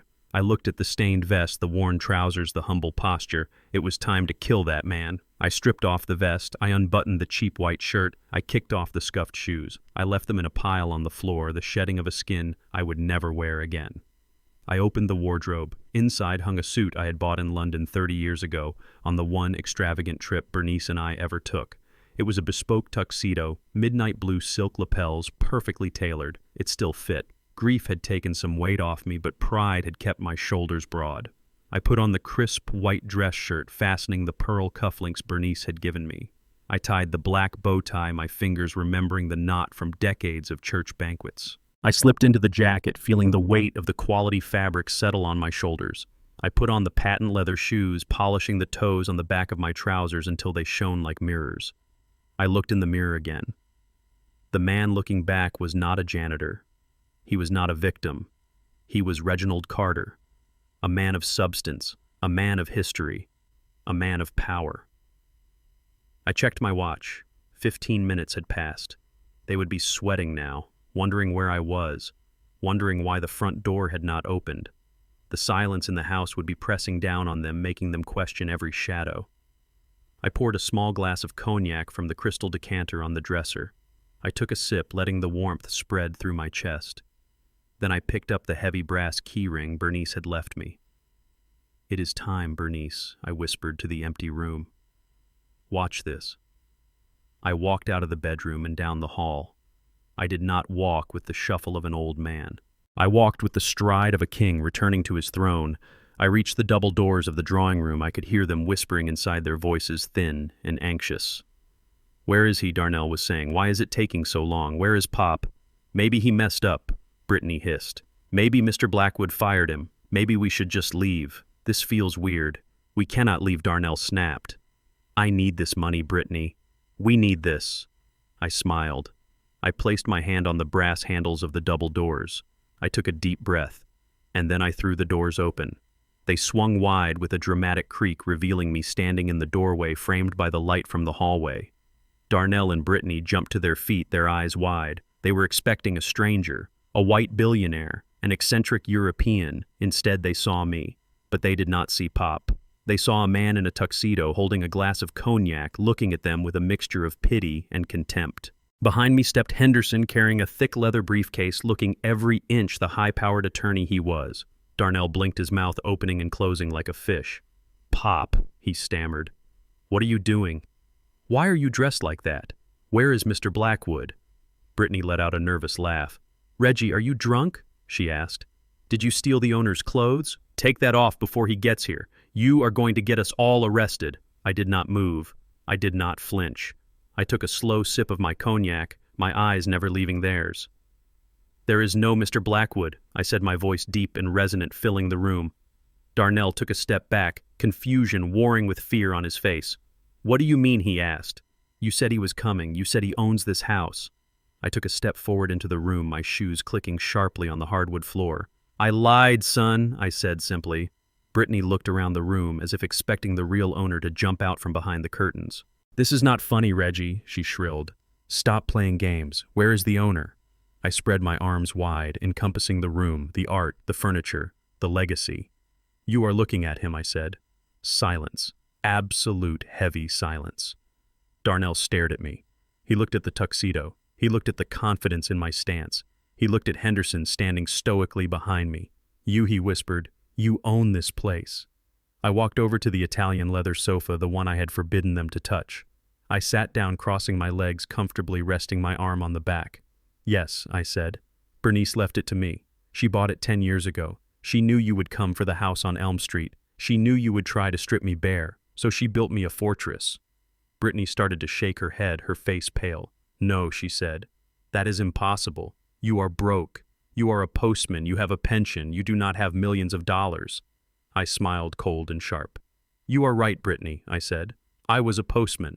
But Bernice was a saver, and she was smart. She invested, she planned, and she left me everything. This house, the accounts, the art, it is all mine." Darnell looked at me, and for the first time I saw true fear in his eyes. He realized the scale of his mistake. He realized he had been playing checkers while I was playing chess. "Pop," he said, his voice trembling. "Why did you not tell us? Why did you let us sell the other house? Why did you let us take you to the nursing home?" "Because I needed to know," I said, taking another sip of cognac. "I needed to know who you really were. I needed to know if there was any part of my son left inside that suit, or if you were just a shell filled with greed."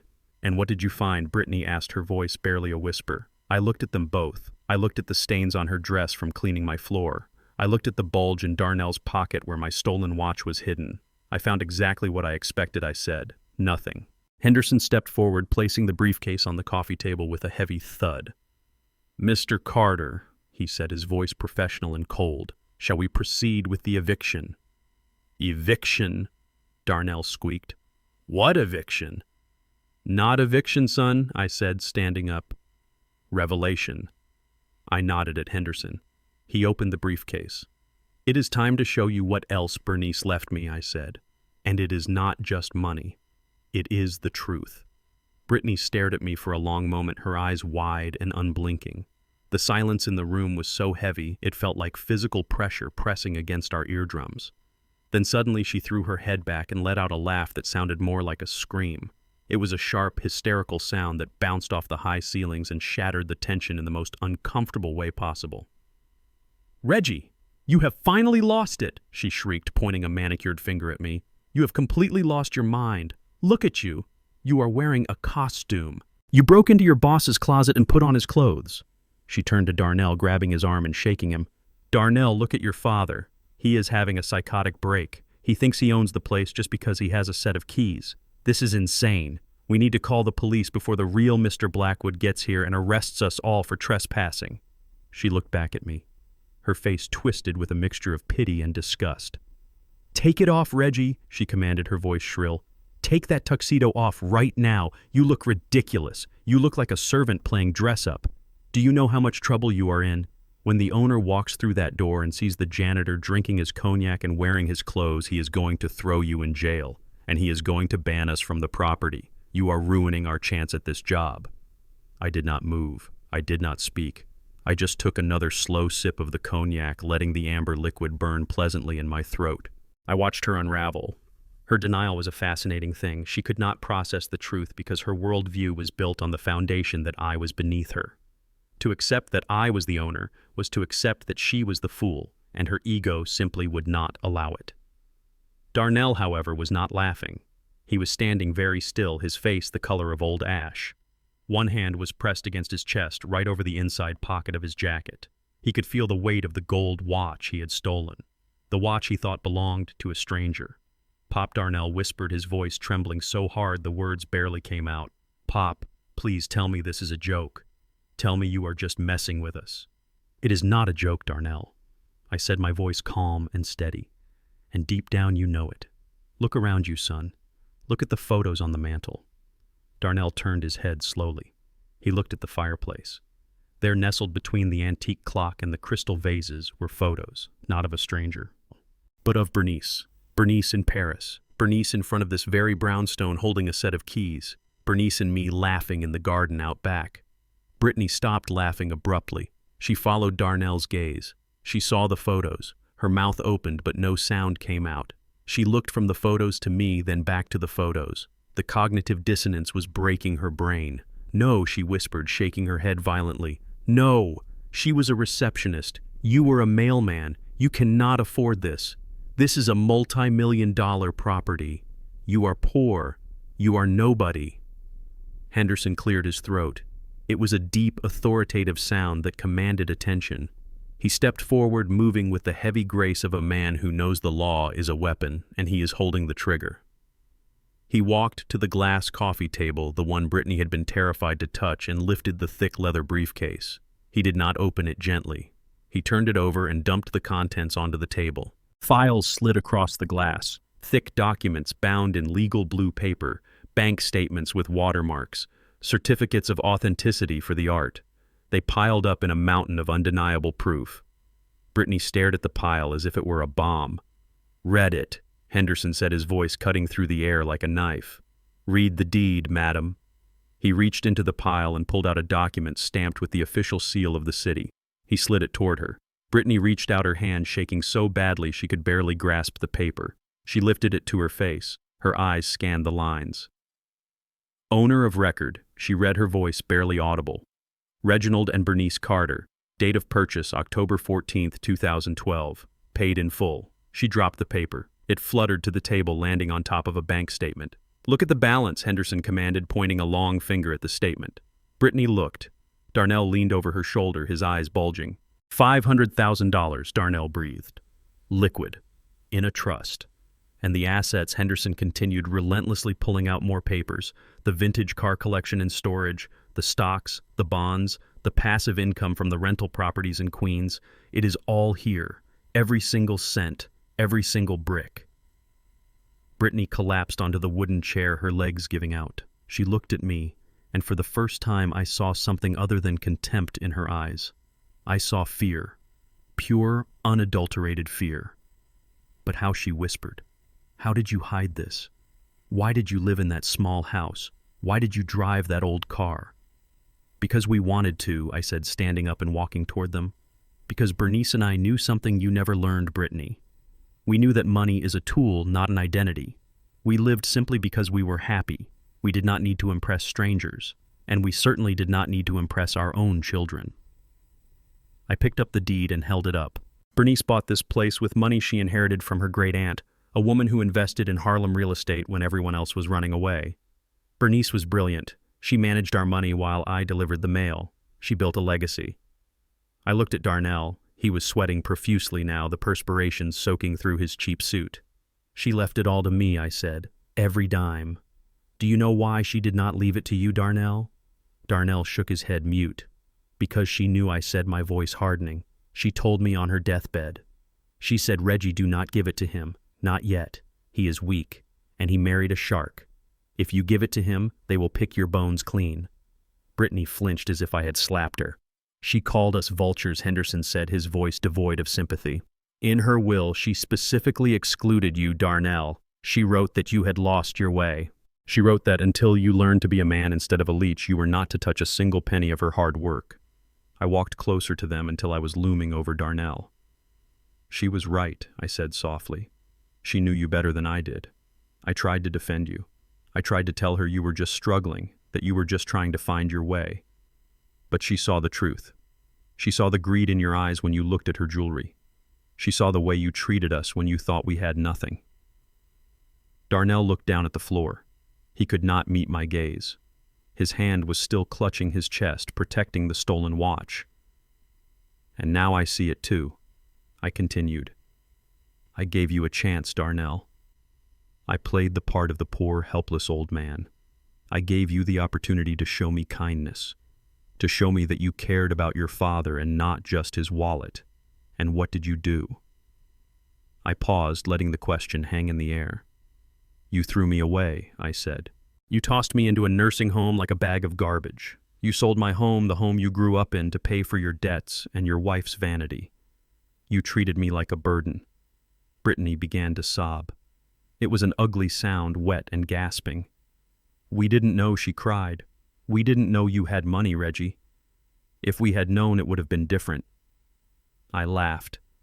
A cold, mirthless sound. Exactly, I said. If you had known, you would have treated me like a king. You would have kissed the ground I walked on. But that is not love, Brittany. That is prostitution. You only treat people well when you think you can get something from them. And that is why you will never have this. I gestured to the room. You are not fit to polish the floors in this house, let alone live in it.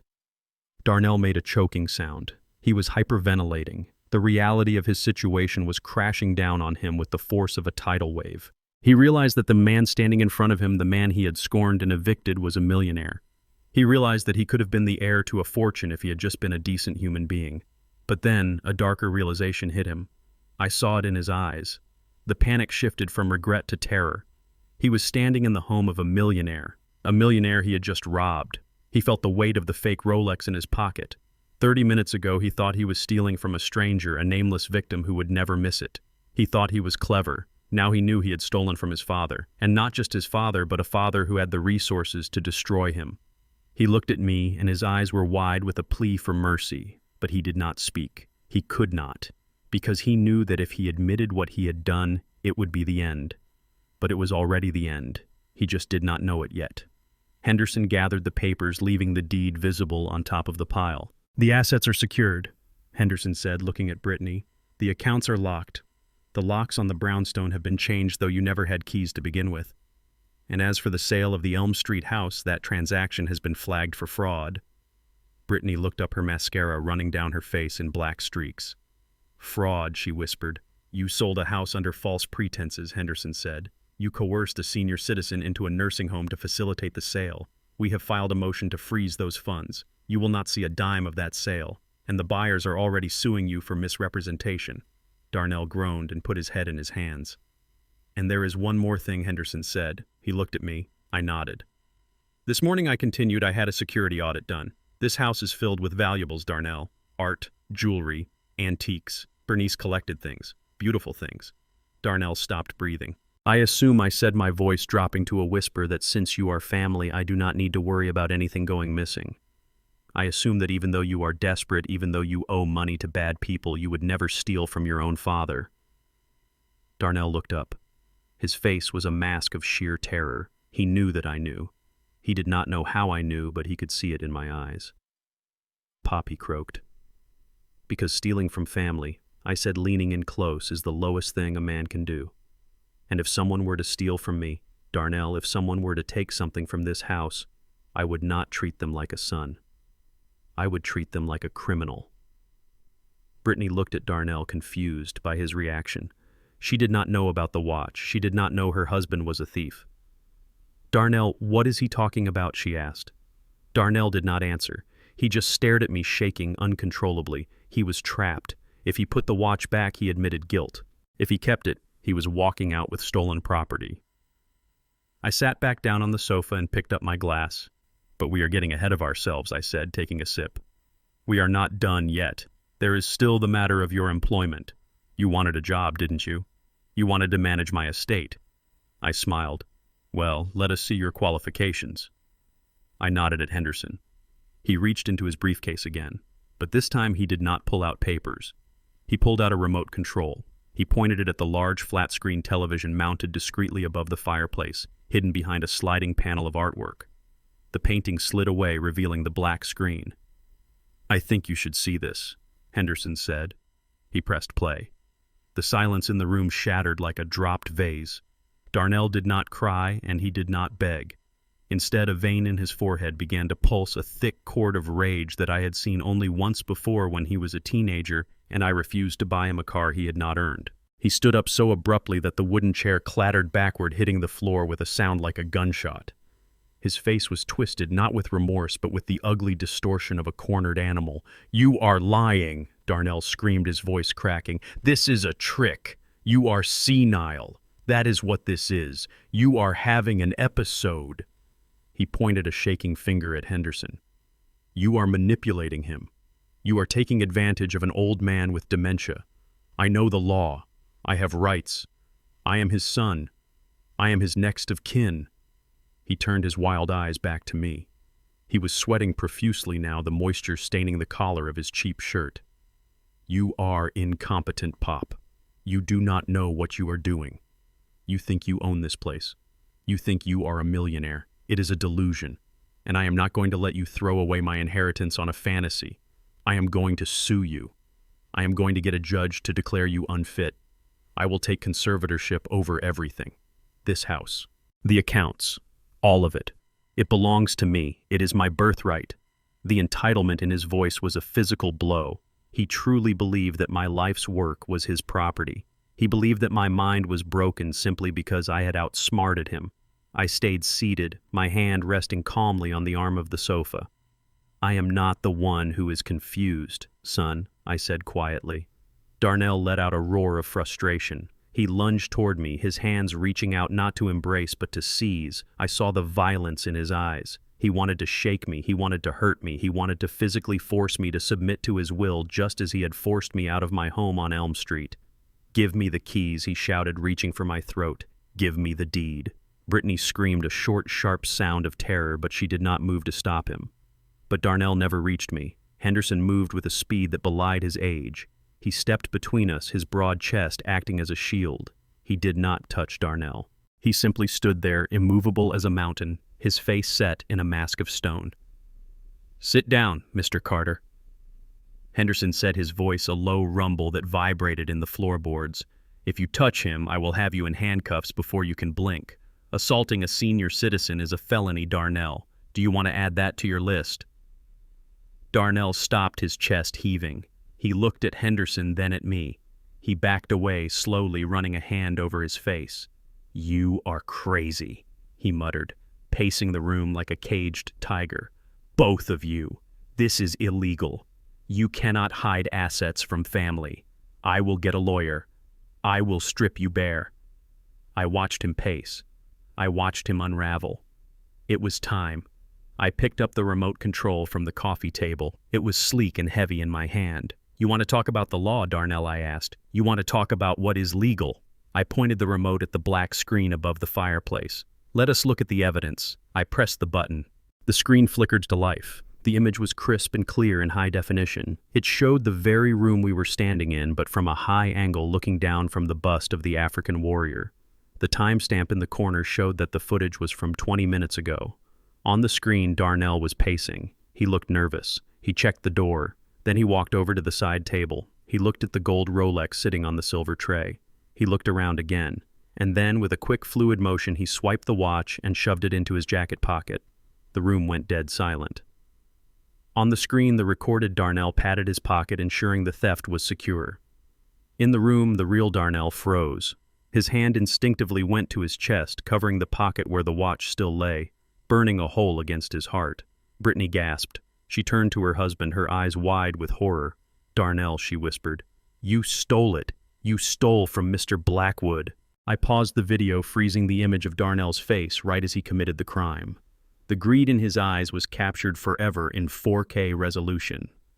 "There is no Mr. Blackwood, Brittany," I reminded her, my voice cutting through the air. "He stole from me. He stole from his father." Darnell began to shake. "It was a mistake," he stammered. "I was just holding it.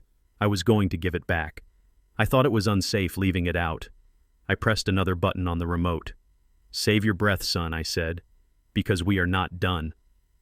The image on the screen changed.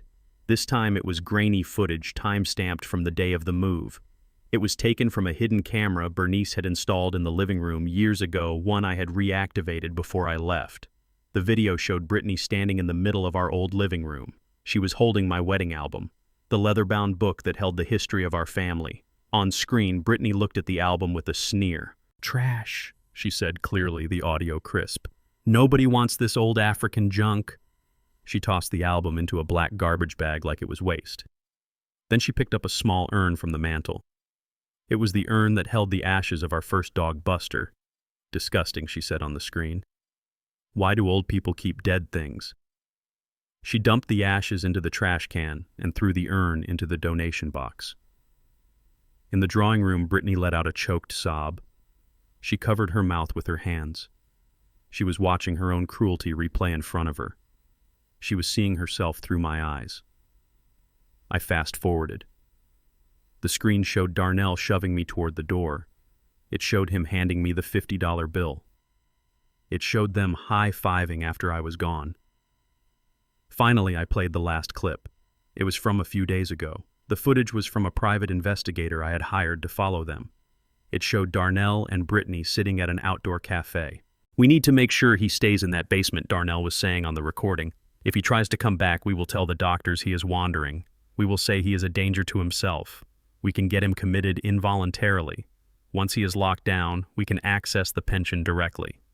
Brittany laughed on the video, sipping a mimosa. "Just make sure he signs the papers first," she said. "I do not want to wait for probate." I turned off the TV. The screen went black, leaving us in the dim light of the drawing room. I looked at them. They were huddled together, but they were not touching. They were isolated in their own shame. So I said, my voice soft but hard as steel, "You want to sue me. You want to call the authorities. Please do." Henderson stepped forward again. He opened a new folder in his briefcase.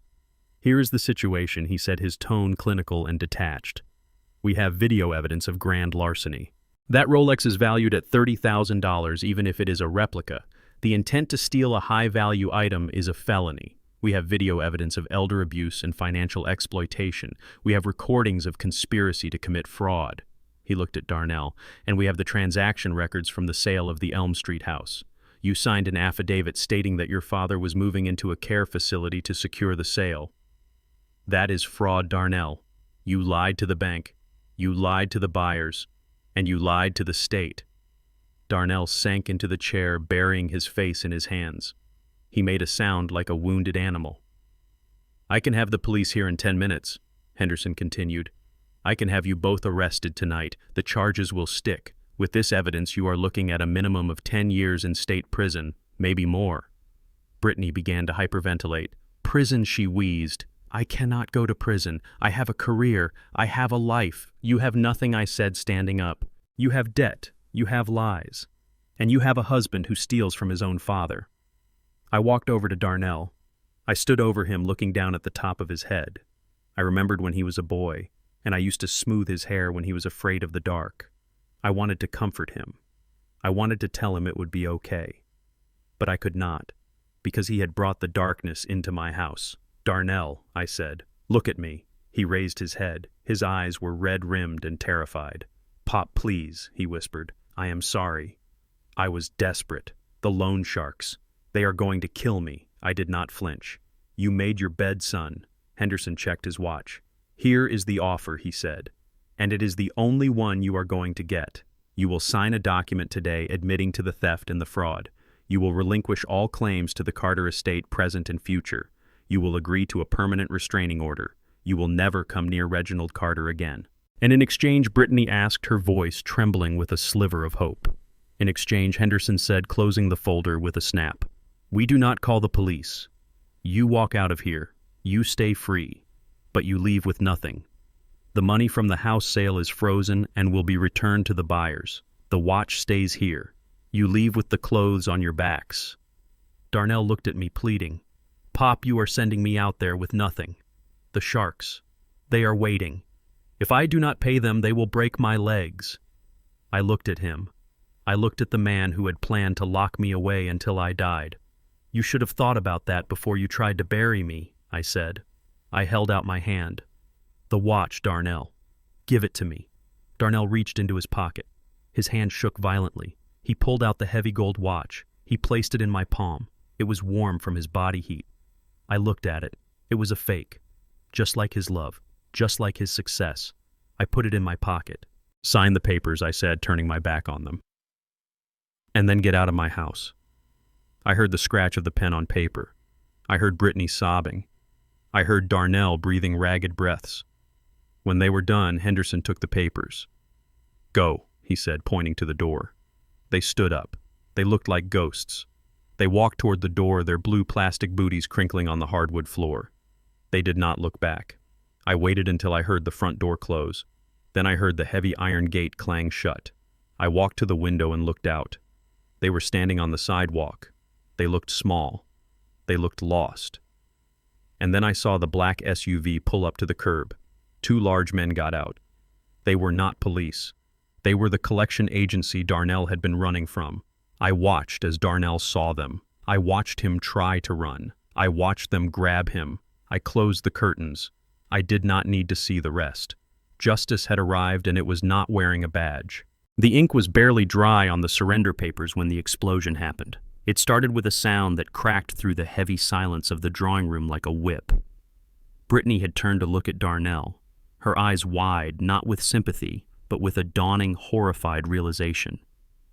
She looked at the man she had married, the man she had conspired with, and for the first time she saw him clearly. She did not see a partner. She saw a liability. "You lied to me," she whispered, her voice trembling with a mixture of rage and panic. "You told me it was just credit cards. You told me the debt was manageable. You never said anything about loan sharks. You never told me our lives were in danger." Darnell reached out a hand toward her, sweat dripping from his nose onto his stained shirt. "Baby, please," he begged. "I was going to fix it, with the house money, with Pop's money. I had a plan. A plan," she screamed. Her hand lashed out, connecting with his cheek with a force that snapped his head to the side. The sound echoed off the high ceilings, a sharp punctuation mark to their marriage. "Your plan was to steal from your father," she yelled. "Your plan was to gamble away our future. And now look at us. We have nothing. Less than nothing. We are homeless, Darnell. And you have a bounty on your head." She backed away from him, looking at him as if he were a disease. "I am done," she hissed. "Do not follow me. Do not call me. I am filing for divorce in the morning." "Brittany, wait," Darnell cried, stumbling after her. "You cannot leave me. Not now. I need you." "I need a lawyer," she spat back, "and I need to get as far away from you as possible before those men break my legs too." "You are useless, Darnell. You are a loser, and I am not going down with your ship." She spun on her heel, her blue plastic shoe covers squeaking indignantly on the hardwood floor as she ran. She did not look at me. She did not look at the luxury she had coveted just an hour ago. She ran for the front door, tearing it open and fleeing into the afternoon light, leaving her husband alone in the wreckage of his own making. The front door slammed shut, and the vibration rattled the crystal drops on the chandelier. Darnell stood in the center of the room, his hand cupping his stinging cheek, his chest heaving. He looked at the closed door, then he slowly turned to look at me. He looked small. He looked like a child who had broken a window and was waiting for the punishment. But the punishment had only just begun. I walked slowly to the large bay window that overlooked the street. I pulled back the heavy velvet curtain just an inch, peering out at the world I had reclaimed. Parked directly in front of the gate, right where Darnell's leased luxury car should have been, was a black SUV with tinted windows. It was idling, the engine rumbling with a low menace. Two men were leaning against the hood.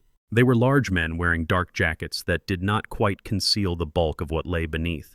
They were smoking cigarettes, watching the front door with the patience of predators who know the prey has no other exit. I let the curtain fall back into place. "You have visitors, son," I said, my voice calm and detached. Darnell froze.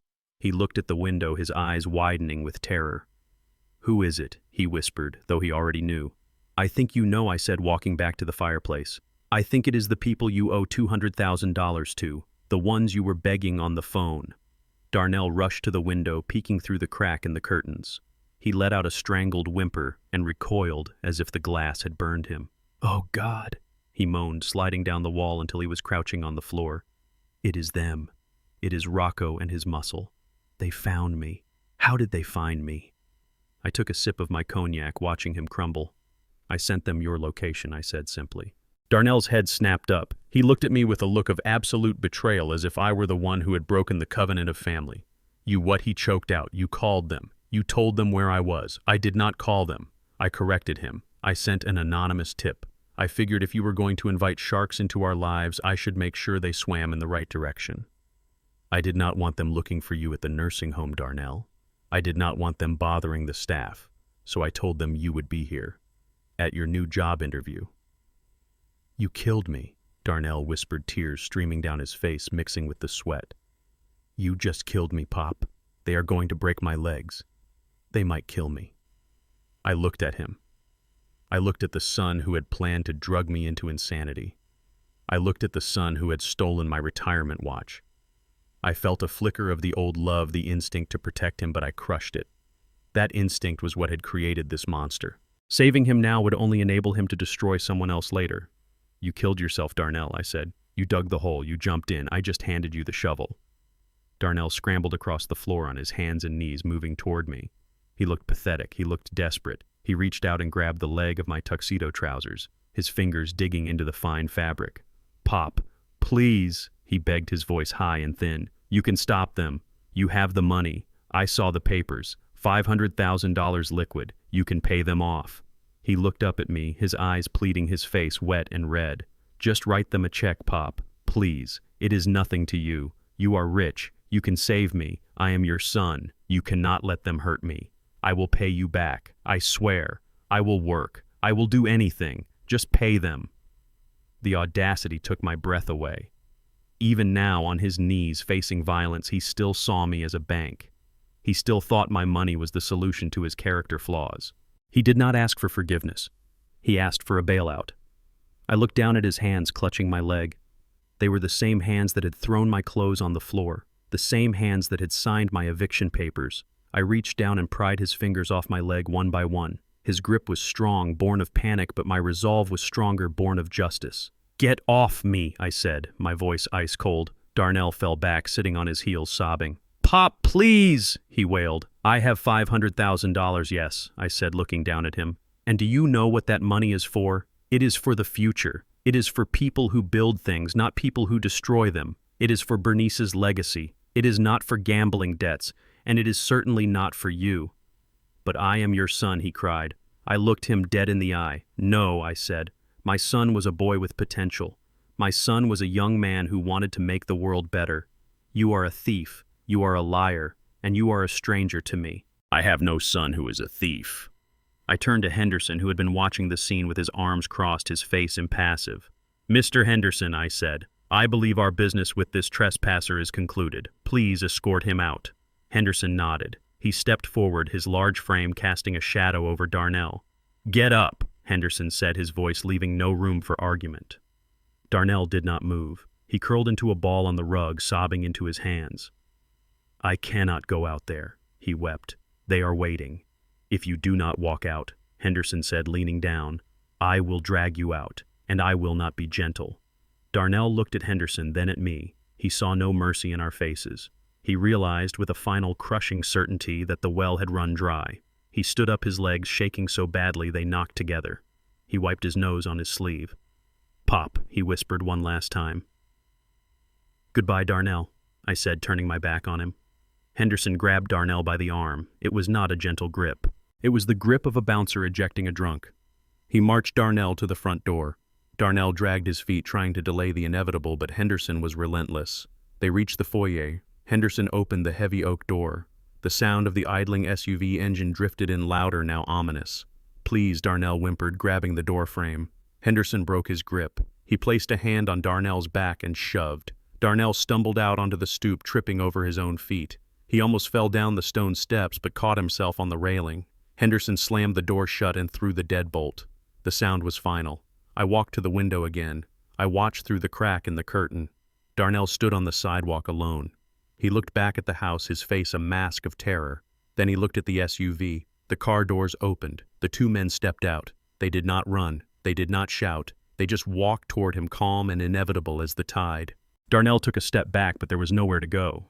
The gate was locked behind him. The street was empty. One of the men reached him. He put a heavy arm around Darnell's shoulders like an old friend. He leaned in and said something. Darnell nodded rapidly, his whole body shaking. The man guided him toward the car. Darnell did not fight. He got into the back seat. The men got in on either side of him. The SUV pulled away, merging into the traffic, disappearing into the city. I let the curtain fall. The room was silent. The air felt cleaner, lighter. I turned back to the room. I looked at the empty wooden chair where my son had sat. I looked at the spot on the rug where Brittany had scrubbed. It was over. The leech had been removed. The wound would bleed for a while, but now finally it could begin to heal. I walked over to the fireplace and picked up the photo of Bernice. "We did it, honey," I whispered. "The house is clean." I poured the rest of the cognac into the sink. I did not need to drink to numb the pain anymore. I needed a clear head. I had a lot of work to do. I had a fortune to manage. And I had a new life to begin. 1 month had passed since the day the black SUV pulled away from my curb, taking my son and his wreckage with it. The silence in the brownstone was no longer heavy or oppressive. It was the silence of peace, the kind that settles over a place after a long storm has finally broken. I sat in the library, the afternoon sun streaming through the tall windows, illuminating the dust motes dancing in the air. I was wearing a new cardigan, soft and warm, and my feet were resting on an ottoman covered in tapestry. I looked around the room at the shelves filled with books that had once belonged to Bernice's aunt and now belonged to me. I had read 6 of them in the last week. My mind felt sharper, clearer than it had in years. The stress lines around my eyes had softened, and when I looked in the mirror that morning, I saw a man 10 years younger staring back. The house felt alive now, not with the frantic energy of greed, but with the steady pulse of purpose. I had hired a small staff, a housekeeper who hummed gospel tunes while she dusted, and a gardener who was helping me restore the small courtyard in the back to its former glory. They treated me with respect, not because I paid them well, though I did, but because I treated them like people. We drank coffee together in the kitchen in the mornings and talked about the news.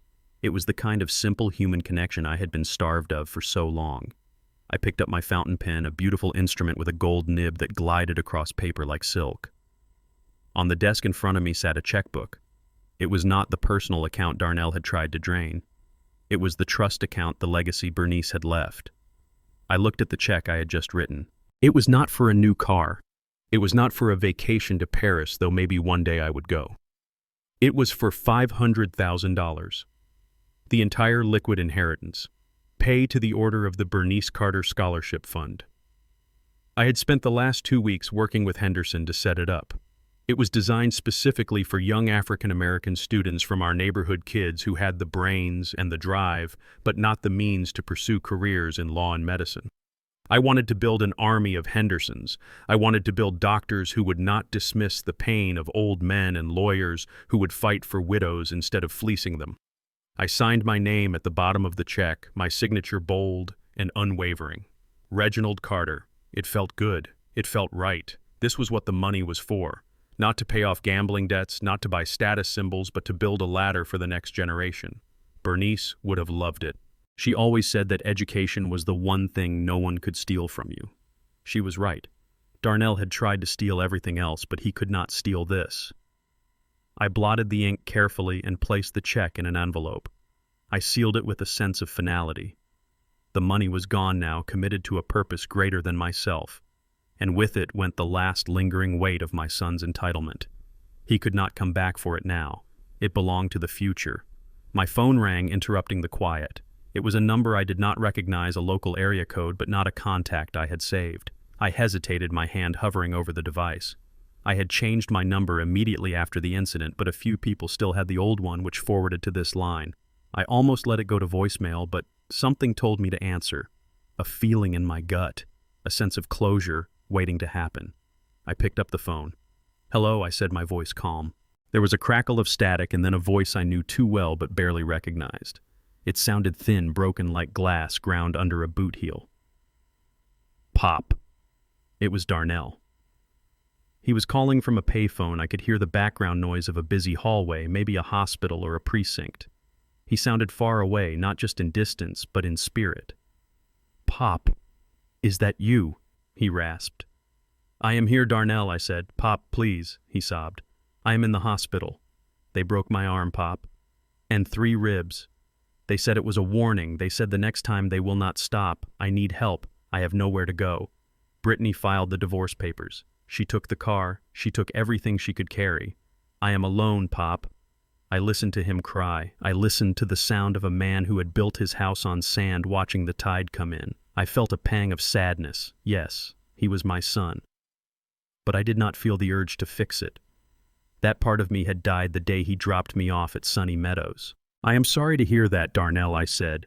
"Pain is a difficult teacher." "Pop the money," he pleaded, his voice dropping to a desperate whisper. "I know you are mad. I know I messed up, but I need just a little. Just enough to get out of town. Just enough to disappear. Please, you have $500,000. You can spare 10. Just 10,000, Pop. That is all I need." I looked at the sealed envelope on my desk. "The Bernice Carter Scholarship Fund." "I do not have the money, Darnell," I said. "What?" he choked. "You lie. I saw the papers. I saw the statement. It is gone," I said. "I spent it. Spent it on what?" he screamed, his voice cracking with hysteria. "You could not spend $500,000 in a month. What did you buy? A yacht? A house? What?"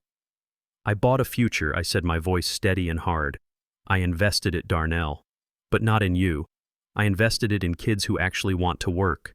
Kids who respect their elders. Kids who will make this world better, not worse."